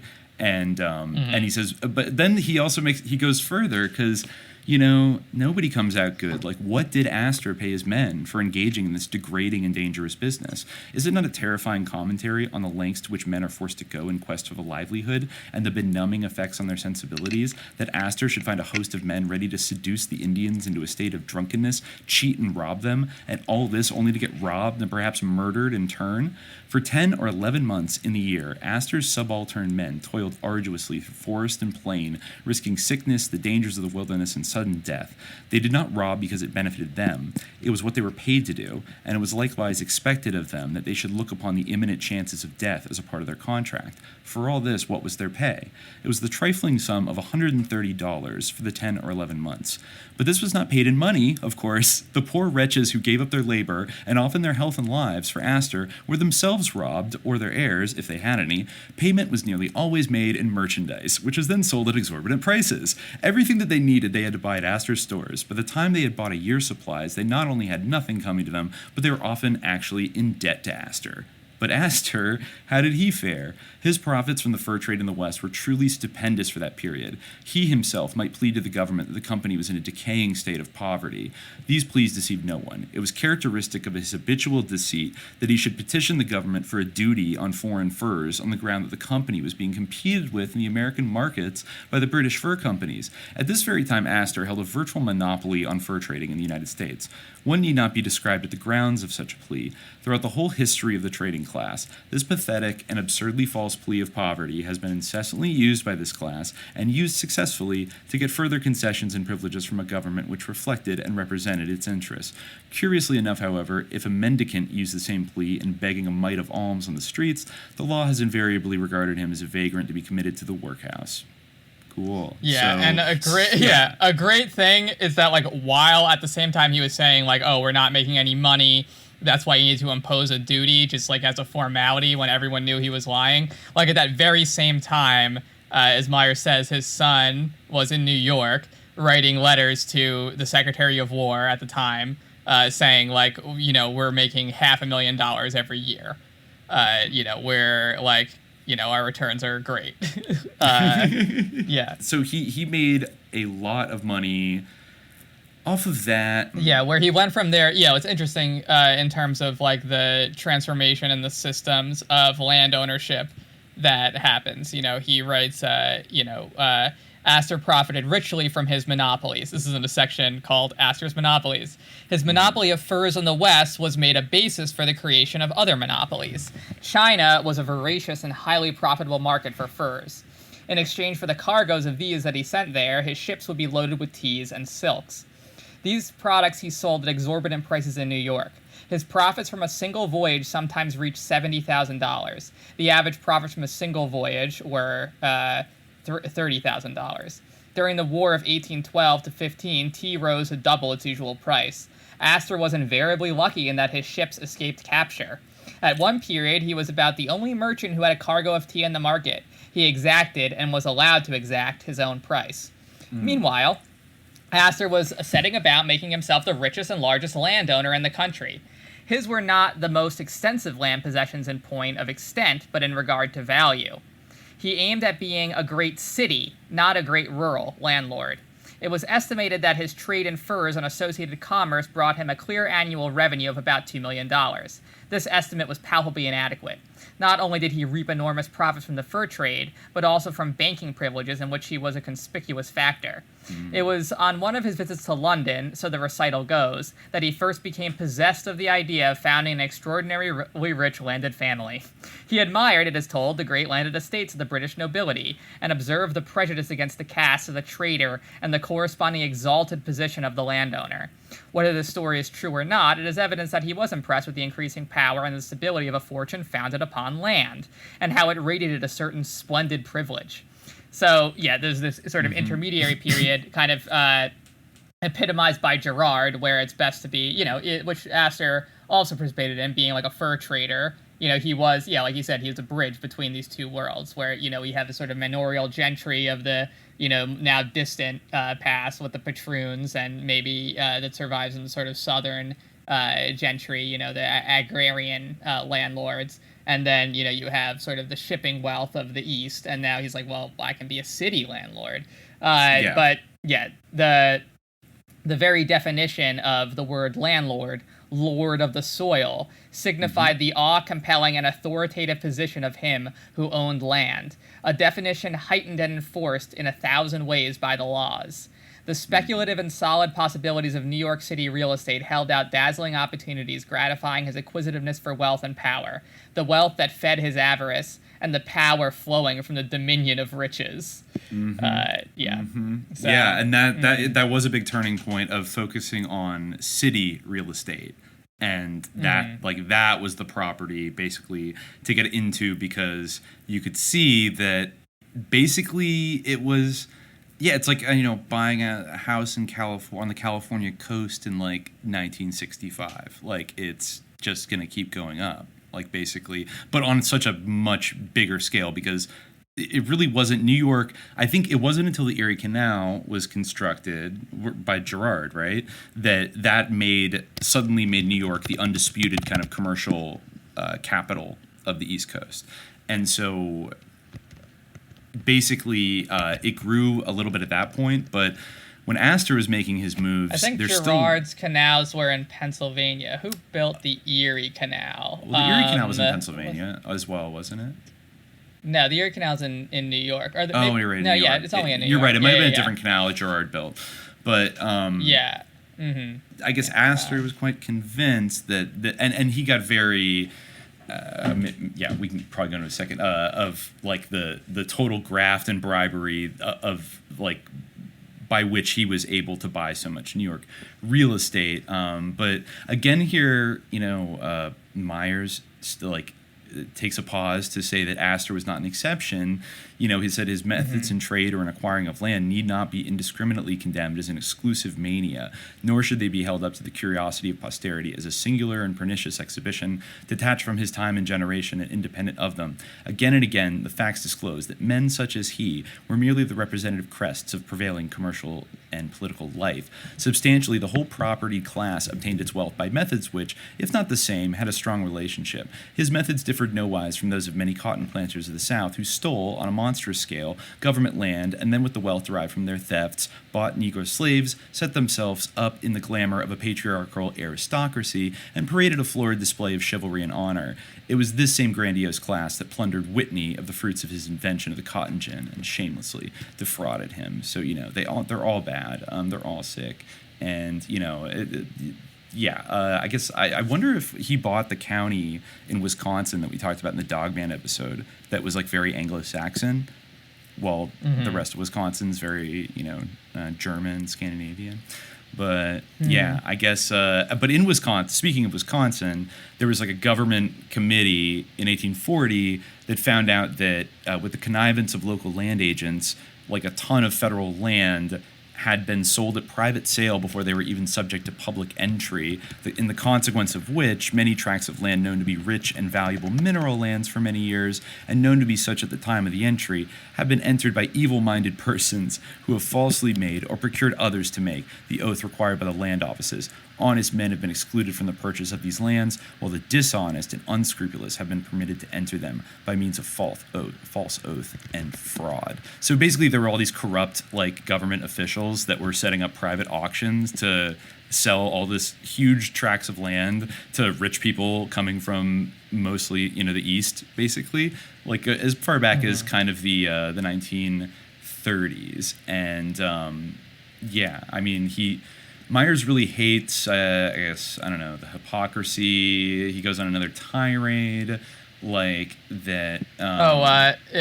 It was, by the way, it was DeWitt Clinton, the governor of New York, who's credited mostly with doing the Erie Canal or coming up with the idea and championing the Erie Canal. Yeah, it's actually interesting because George Clinton was the uncle of DeWitt Clinton, who does come up in this part. I think that DeWitt Clinton might come up more substantially in part 2 of this history. Yeah, he was a member, DeWitt Clinton, that is, was a member of the Society of Cincinnati, which is Hamilton's sort of revolutionary brotherhood that was kind of opposed to the Tammany Hall organization. Wait, so he was literally connected to the Society of the Cincinnati, because we brought that up recently. The Society of the Cincinnati. Yeah. Did we not? We were talking about it, I think, before we started recording today, relative to Tammany Hall, because Tammany Hall was kind of formed against the Society of the Cincinnati, in opposition to it, which was created by kind of Hamilton and his sort of Federalist faction. And DeWitt Clinton was both a Yorkite Freemason and also a hereditary member of the Society of Cincinnati. But his uncle, George Clinton, was pretty rich, in his time. Yeah. But he's an example of somebody who fell off a little bit because he stubbornly kind of didn't. I forget exactly the anecdote that he relates in here, but he got kind of screwed over, I think maybe by Astor in a deal. It says in Myers' book, he actually quotes a popular writer again. For once, we get a gleam of truth, but a gleam only, in the popular writer's account when he says, John Jacob Astor's record is constantly crossed by embarrassed families, prodigal sons, mortgages, and foreclosure sales. Many of the victims of his foresight were those highest in church and state. He thus acquired for $75,000 one half of Governor George Clinton's splendid Greenwich Country Palace in the old Greenwich Village on the west side of Manhattan Island.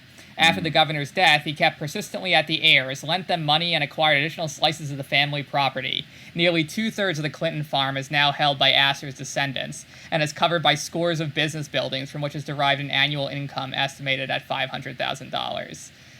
He goes on to say, or Myers goes on to say, in this transaction we see the beginnings of that period of conquest on the part of the very rich, using their surplus capital and effacing the less rich, a period which really opened with Astor and which has been vastly intensified in recent times.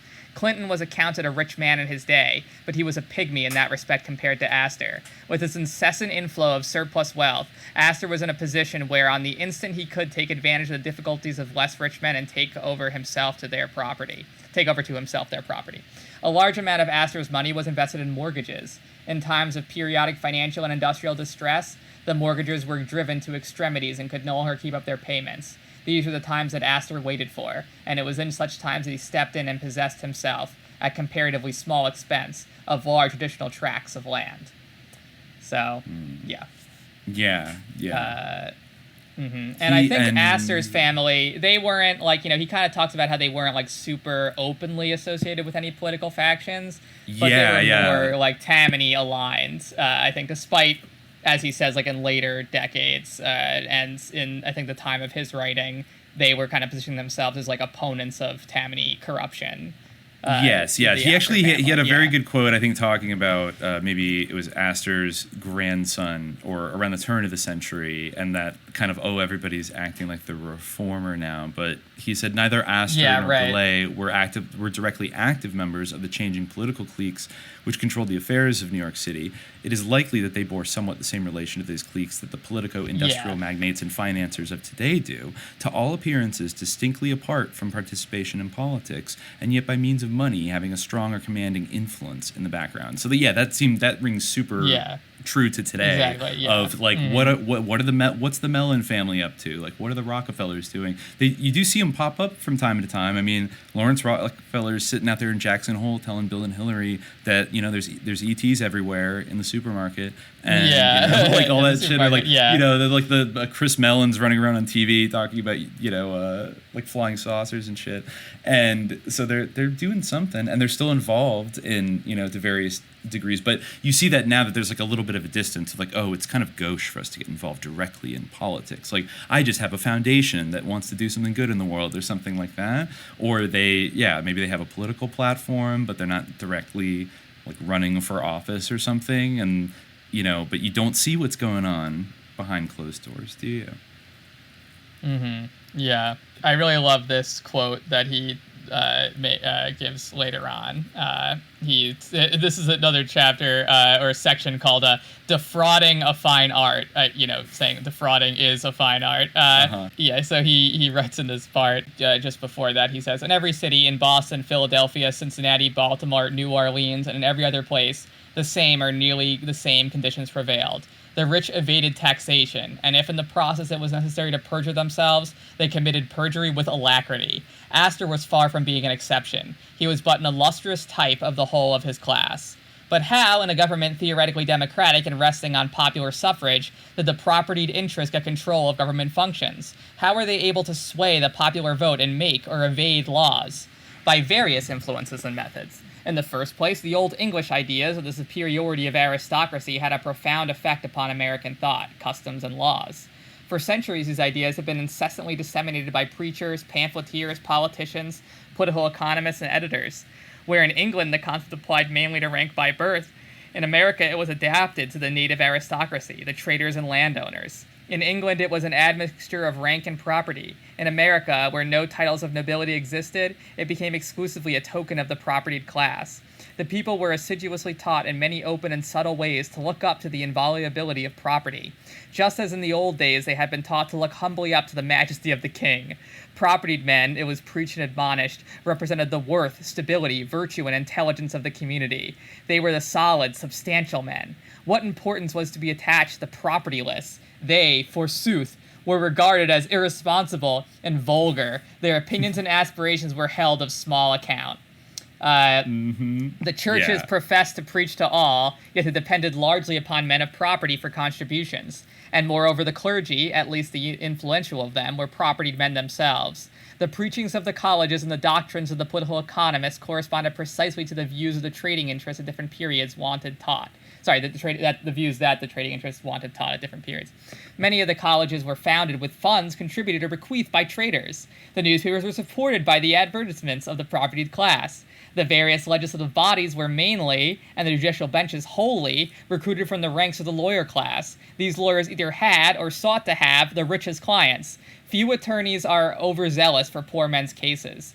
Still further, the lawyers were deeply impregnated, not with the conception of law as it might be, but as it had been handed down through the centuries. Encrusted creatures of precedent and self-interest, they thoroughly accepted the doctrine that in the making and enforcement of law, their concern should be for the property interests. With few exceptions, they were aligned with the propertied.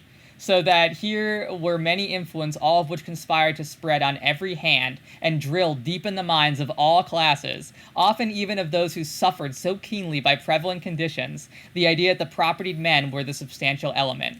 Consequently, with this idea continuously driven into every stratum of society, it was not surprising that it should be embodied in thoughts, customs, laws, and tendencies. Nor was it to be wondered that when occasionally a proletarian uprising enunciated radical principles, these principles should seem to be abnormally ultra-revolutionary. All society, for the most part, except a fragment of the working class, was enthralled by the spell of property. Another spell reference. Yeah. Did we mention? Did we only talk about it before recording, or did we mention? We haven't mentioned yet, that but he was. He was also into like spiritualism. Yeah, and he wrote a whole book that we definitely should discuss at one point about. Maybe in a future episode, either part of this, I guess, blossoming series or its own thing. Just about like his belief in mediums and physical mediumship. A lot of his accounts of it are very similar to the woman who was Leslie Kean. Her description of physical mediumship that we talked about. Yeah, well, it was the same thing of like feeling etheric hands and stuff like that. Yeah. One thing that was noteworthy, I thought, was that, one of the most famous sort of spiritualist frauds. It made me kind of a little bit curious because one of the most famous spiritualist frauds that you hear about are the Fox sisters. If you Google spiritualism, like one of the first people that come up, it's like, the classical example of the fraud of spiritualism was the Fox sisters who would click their toes or whatever. Debunked. But he was a truther about the Fox sisters. It wasn't that he was taken in by them like before they confessed. It was even after their confession, he felt that, that they were like, because I think later on in life, one of them, I think Margaret Fox, I don't recall, but I think Margaret, she became like an alcoholic and, was kind of destitute and desperate, and she kind of repudiated spiritualism, or she got into, she came to view it as demonic, which, maybe she was right. But, anyway, she, but, that's not what she ended up saying. She didn't say that it was evil spirit. She said that I was a fraud. She said that I was faking this or lying, which, in Meyer's view was that she wasn't lying, that it was real, but that her confession to have lied was the real lie. Interesting. Something to visit. I would love to dive into that, because how often do you get like, Marxist? It's interesting because it's a totally different topic. Like there's only those slight, sort of crossovers, like the spell and sorceries and things like that, or in his Tammany Hall book, which I guess probably don't have time to discuss in this episode, but is a discussion of their strange sort of Native American-esque rituals and things like that. There's only like slight indications of the crossover, but he still has like his style, his style that we've demonstrated in our. So it's very interesting. Yeah. Yeah. It is. Okay. But back to J.J. Astor and what he was doing. So okay, he does a few things that become kind of like emblematic, and he kind of almost like sets the template a little bit, I think, for Gilded Age millionaires and even billionaires today, where he sort of moves through. First, he started to get into land acquisition. He also invested heavily in mortgages and kind of specialized. You know how there's just like that dynamic of capitalism where the markets melt down and there's like a financial panic? You know, this basically happened throughout up until kind of the Great Depression, still kind of happens. And, you know, everybody lost everything. Well, he was heavily invested in people's mortgages, so he could and then he would like enthusiastically go and foreclose on everybody's property and scoop it up for, you know, 10 cents on the dollar, basically whenever there was an economic downturn. So he was just like there like a vulture and just like constantly lending money to people and then taking their shit, and had very onerous, I think, kind of lease rules for his property, where I think like whoever rented it had to build everything on their own dime, and he would usually give a 21-year lease, and then they would have to leave, and then he would like take over the property, which had like whatever improvements the person built on it, and of course charge them, you know, too much rent. But then he got into banking, and Myers says that not a single one of Astor's biographers has mentioned his banking connections, but basically like that's where he really starts to join up with this like arch network. And he says like the banking activities were really what like put him over the top as like in his career of wealth gathering. Astor flourished, he writes, at that precise time when the traders and landowners, flushed with revenues, reached out for the creation and control of the highly important business of professionally dealing in money and of dictating personally and directly what the supply of the people's money should be. This signaled the next step in the aggrandizement of individual fortunes. The few who could center themselves, by grace of government, in the banking and manipulation of people's money and the restricting or inflating of money issues, were immediately vested with an extraordinary power. It was a sovereign power at once coercive and prescriptive, and a mighty instrument for transferring the produce of the many to a small and exclusive coterie. Not merely over the labor of the whole working class did this gripping process extend, but it was severely felt by that large part of the landowning and trading class which was excluded from holding the same privileges. The banker became the master of the master. In that fierce, pervading competitive strife, the banks were the final exploiters. Sparsely organized and wholly unprotected, the worker was in the complete power of the trader, manufacturer, and landowner. In turn, such of these divisions of the property class as were not themselves sharers in the ownership of the banks were at the mercy of the banking institutions. And, you know, so basically, I mean, this is basic stuff, like everybody knows. At any time upon some bullshit pretext or other, the banks could arbitrarily refuse the latter class credit or accommodation or harass its victims in other ways equally as destructive. As business was largely done in expectations of payment, in other words, credit, as it is now, this is a serious, often a desperate blow to the lagging or embarrassed brothers in trade. Banks were virtually empowered by law to ruin or enrich any individual or set of individuals. As the banks were then founded or owned by men who were themselves traders or landholders, this power was crushingly used against competitors. Armed with the strong power of the law, the banks overawed the mercantile world, thrived on the industry, misfortune or ruin of others, and swayed politics and elections. The bank men loaned money to themselves at an absurdly low rate of interest, but for loans of money to all others, they demanded a high rate of interest, which, in periods of commercial distress, overwhelmed the borrowers. Nominally, banks were restricted to a certain standard rate of interest, but by various subterfuges they easily evaded these provisions and exacted usurious rates. That's just like today, where they have like the Fed borrowing window, where like every bank gets 0% interest loans, and then everybody else is set at whatever the international rate is. Anyway, so, you know, basically, yeah, like that's exactly what the Rockefellers and them did, and I mean also the Morgans. You know, the Rockefellers ended up with Chase Manhattan Bank after making all their money off of oil. And that's really kind of the, not to be too like, folks, it's the top of the power pyramid, or be like elders of Zion about it, because these are all wasps. Let's not forget. Like, just because we're saying there are bankers at the top of the pyramid doesn't mean we're talking. So I think we have to get comfortable like saying that, you know, we're talking about wasp high bankers who probably sit on the boards of 10 different companies and are just like mega interlock subjects, basically. And that's where Astor, I guess, ended up. He also didn't pay taxes forever. He probably cheated the city of New York out of, like, I don't know, millions of dollars. The Astors aren't necessarily wasps, though, are they? I mean, because they're not... he's German. Yeah, they're not Anglo-Saxons. They, I guess, have ancestral roots in the Italian Alps. I guess, yeah, Saxons. That's true. They're Saxons. And I mean, well, it's just like how like Andrew Carnegie is Scottish, Henry Ford was Irish. Like a lot of these guys that were the really big names, and it's adding more weight, I think, to my like pet theory that I'm not saying I proved, but I'm starting to get this sense of they're like these front people that are like the public billionaires, and they're the face that, you know, they get a lot of the credit and the clout and the celebrity, but they also get a lot of the flack and the anger from people like Bill Gates, for example. And to what extent is there like, you know, a larger class that is like kind of almost put that person up to be like the guy, you know, and then they all benefit and they're all on the boards, but like nobody even pays attention to them because we're so wowed with like, wow, Bill Gates is so cool, like Mark Zuckerberg's such a genius, whoa, Elon Musk, like rocket to the moon, you know what I mean? And meanwhile, we're not thinking about who's on the board of like SpaceX. Like, who put Elon Musk, who introduced Elon Musk to, like, the right people in Silicon Valley to be a part of the PayPal mafia in the first place? Like, what kind of banking, you know, white shoe law firm, whatever, government-connected, you know, national security-connected types of people? Because they're all intertwined with each other. So the idea that, you know, just because, I guess, somebody like Astor, he also married into, like, a Dutch family. Like a prominent Dutch family. So he's like honorarily basically John Jacob lost. Astor? Yeah. Wasn't his wife Sarah Cox Todd? Am I thinking of the right person? Yes.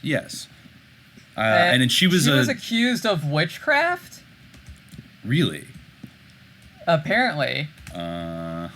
Interesting. So I've heard, yes. He married Sarah Todd, who brought him a dowry of only $300, but who possessed a frugal mind and a business judgment that he declared to be better than that of most merchants. She assisted him in the practical details of his business. Before the close of the century, Astor possessed, as the result of 15 years of constant work, a fortune of $250,000. He then, for the first time, took a house separate from his store.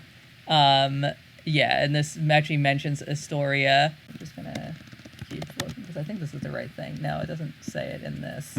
Interesting. While you're looking into that, you might want to know that John Jacob Astor, it's actually, unfortunately, I guess, not mentioned in this book, but John Jacob Astor was a Freemason and served as master of Holland Lodge No. 8, New York City in 1788. He later served as Grand Treasurer for the Grand Lodge of New York, which is the largest and oldest independent organization of Freemasons in the state of New York. It was once the largest Grand Lodge in the world in terms of membership. It was founded in 1782. And actually, when you look on the list of who the Grand Masters were at that lodge, DeWitt Clinton was. So like that very Stephen Van Rensselaer from the Van Rensselaer dynasty. And right, yeah, you know, just like a lot of people with hyperlinks here. Yeah, there's also something called the Organization of Triangles Incorporated that is connected to the Grand Lodge of New York for it's a youth movement for young women between ages 10 and 21 years old. And I guess it's also connected to the Order of the Eastern Star and yada, yada, yada. They support lots of charitable causes and blah, blah, blah. So, yeah, Astor was in with these Freemasons, too, which is something to, I don't know. But was his wife a witch?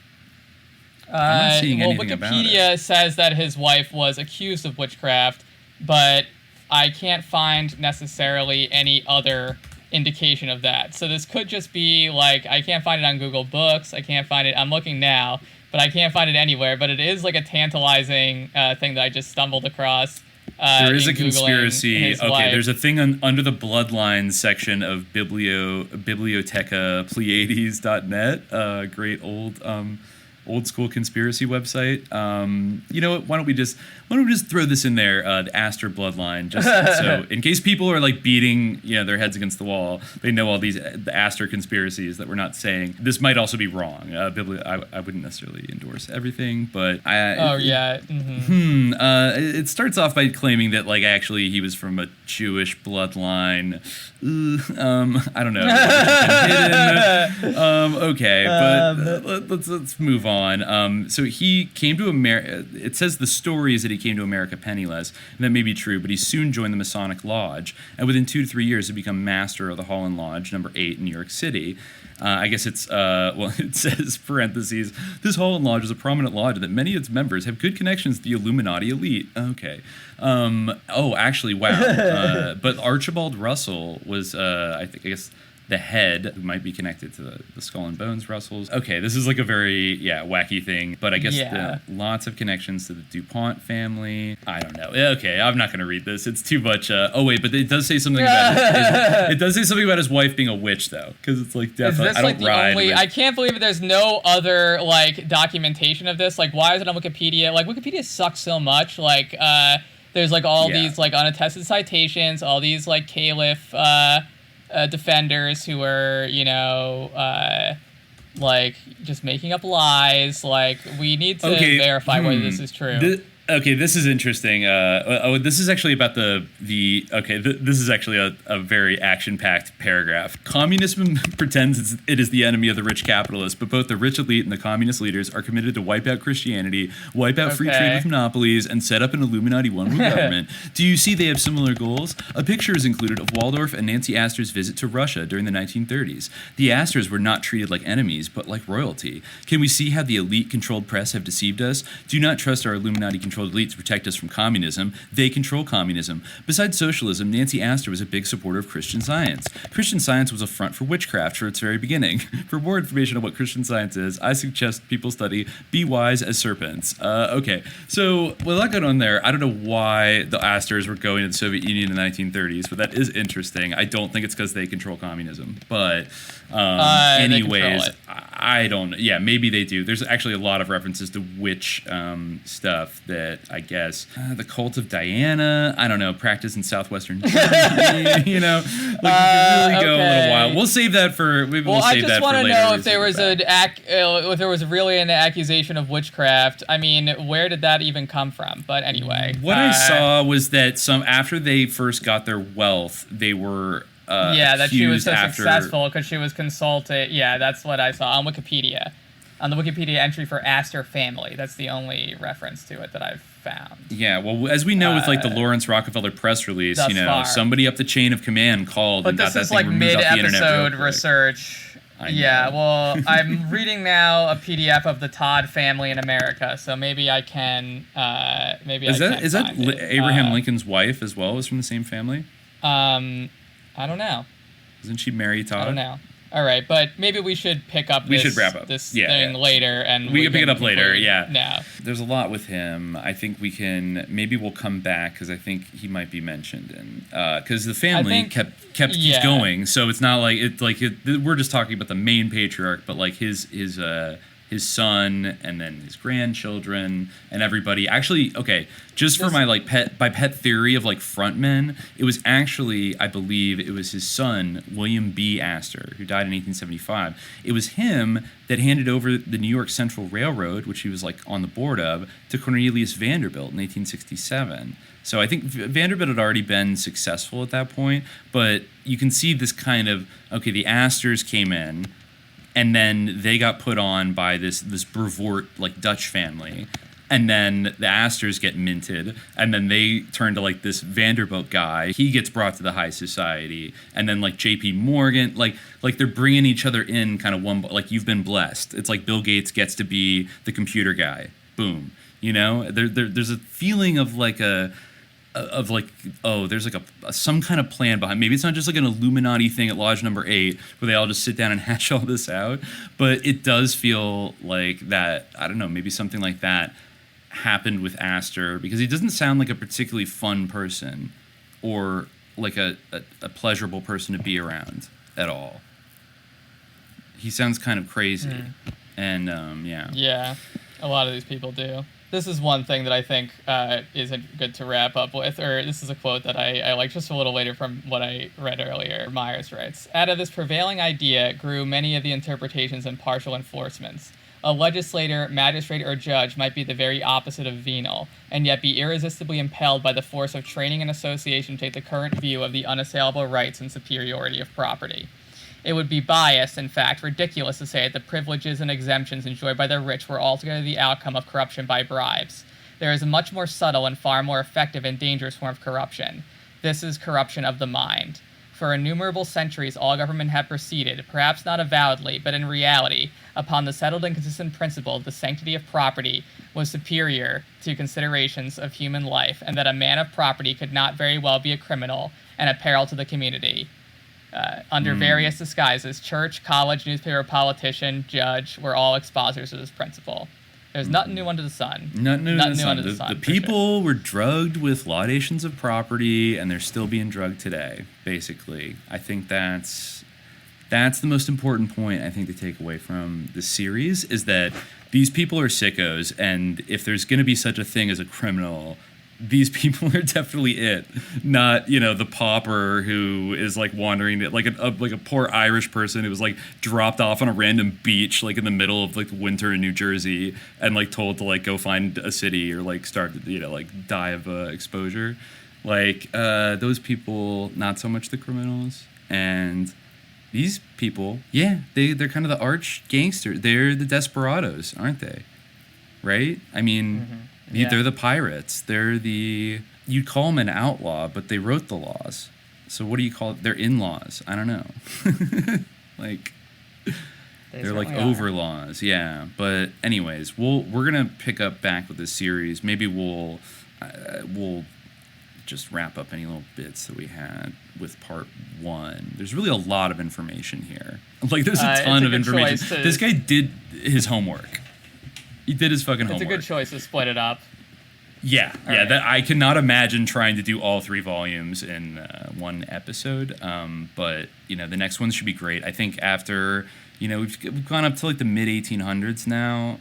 The volume 2, correct me if I'm wrong, deals a lot with Vanderbilt comes in the picture, J.P. Morgan, the railroads, the trusts. You start to see the next evolution of this class, and it's interesting that he says that there's basically a vicious war of like all against all, very similarly to Oglesby, but he also stresses that these people share much more in common than like they have actual like material differences with one another. Like it's actually in their like overall most of the time in their interest to collaborate with each other, but at the same time he said they're always in the throes of like convulsive struggles. Each had to fight, not merely to get the wealth of others, but to keep what he already possessed. As he preyed upon the laborer, so did the rest of his class seek to prey on him. If he were less able, less cunning, or more scrupulous than they, his ruination was certain. So this is like a satanic game everyone's playing of you got to be the badass. You got to be the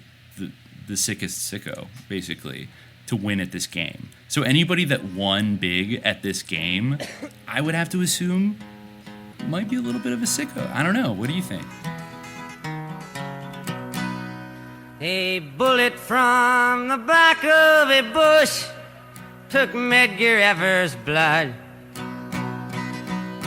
A finger fired the trigger to his name. A handle hit out in the dark. A hand set the spark. 2 eyes took the aim.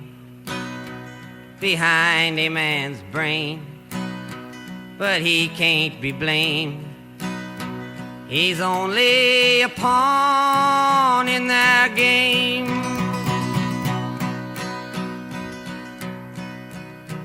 The South politician preaches to the poor white man. You got more than the blacks, don't complain. You're better than them, you've been born with white skin, they explain. And the Negro's name is used, it is plain, for the politician's gain as he rises to fame. And the poor white remains on the caboose of the train, so it ain't him to blame. He's only a pawn in their game.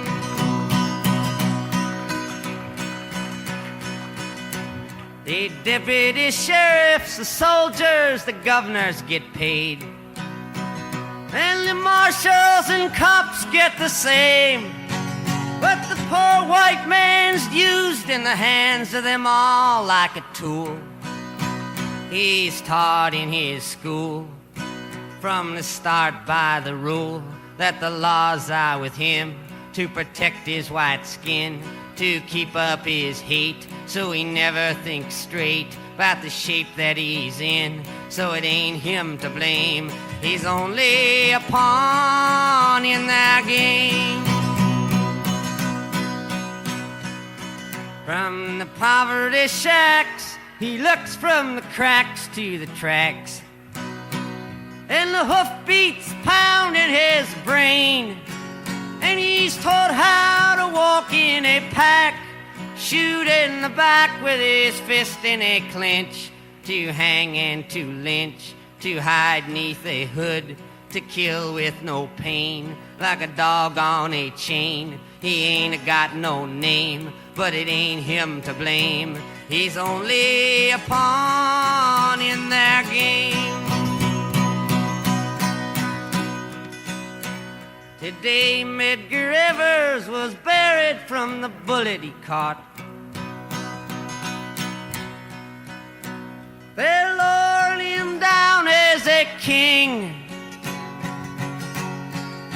but when the shadowy sun sets on the one that fired the gun, you'll see by his grave, on the stone that remains, carved next to his name, his epitaph plain, only a pawn in their game.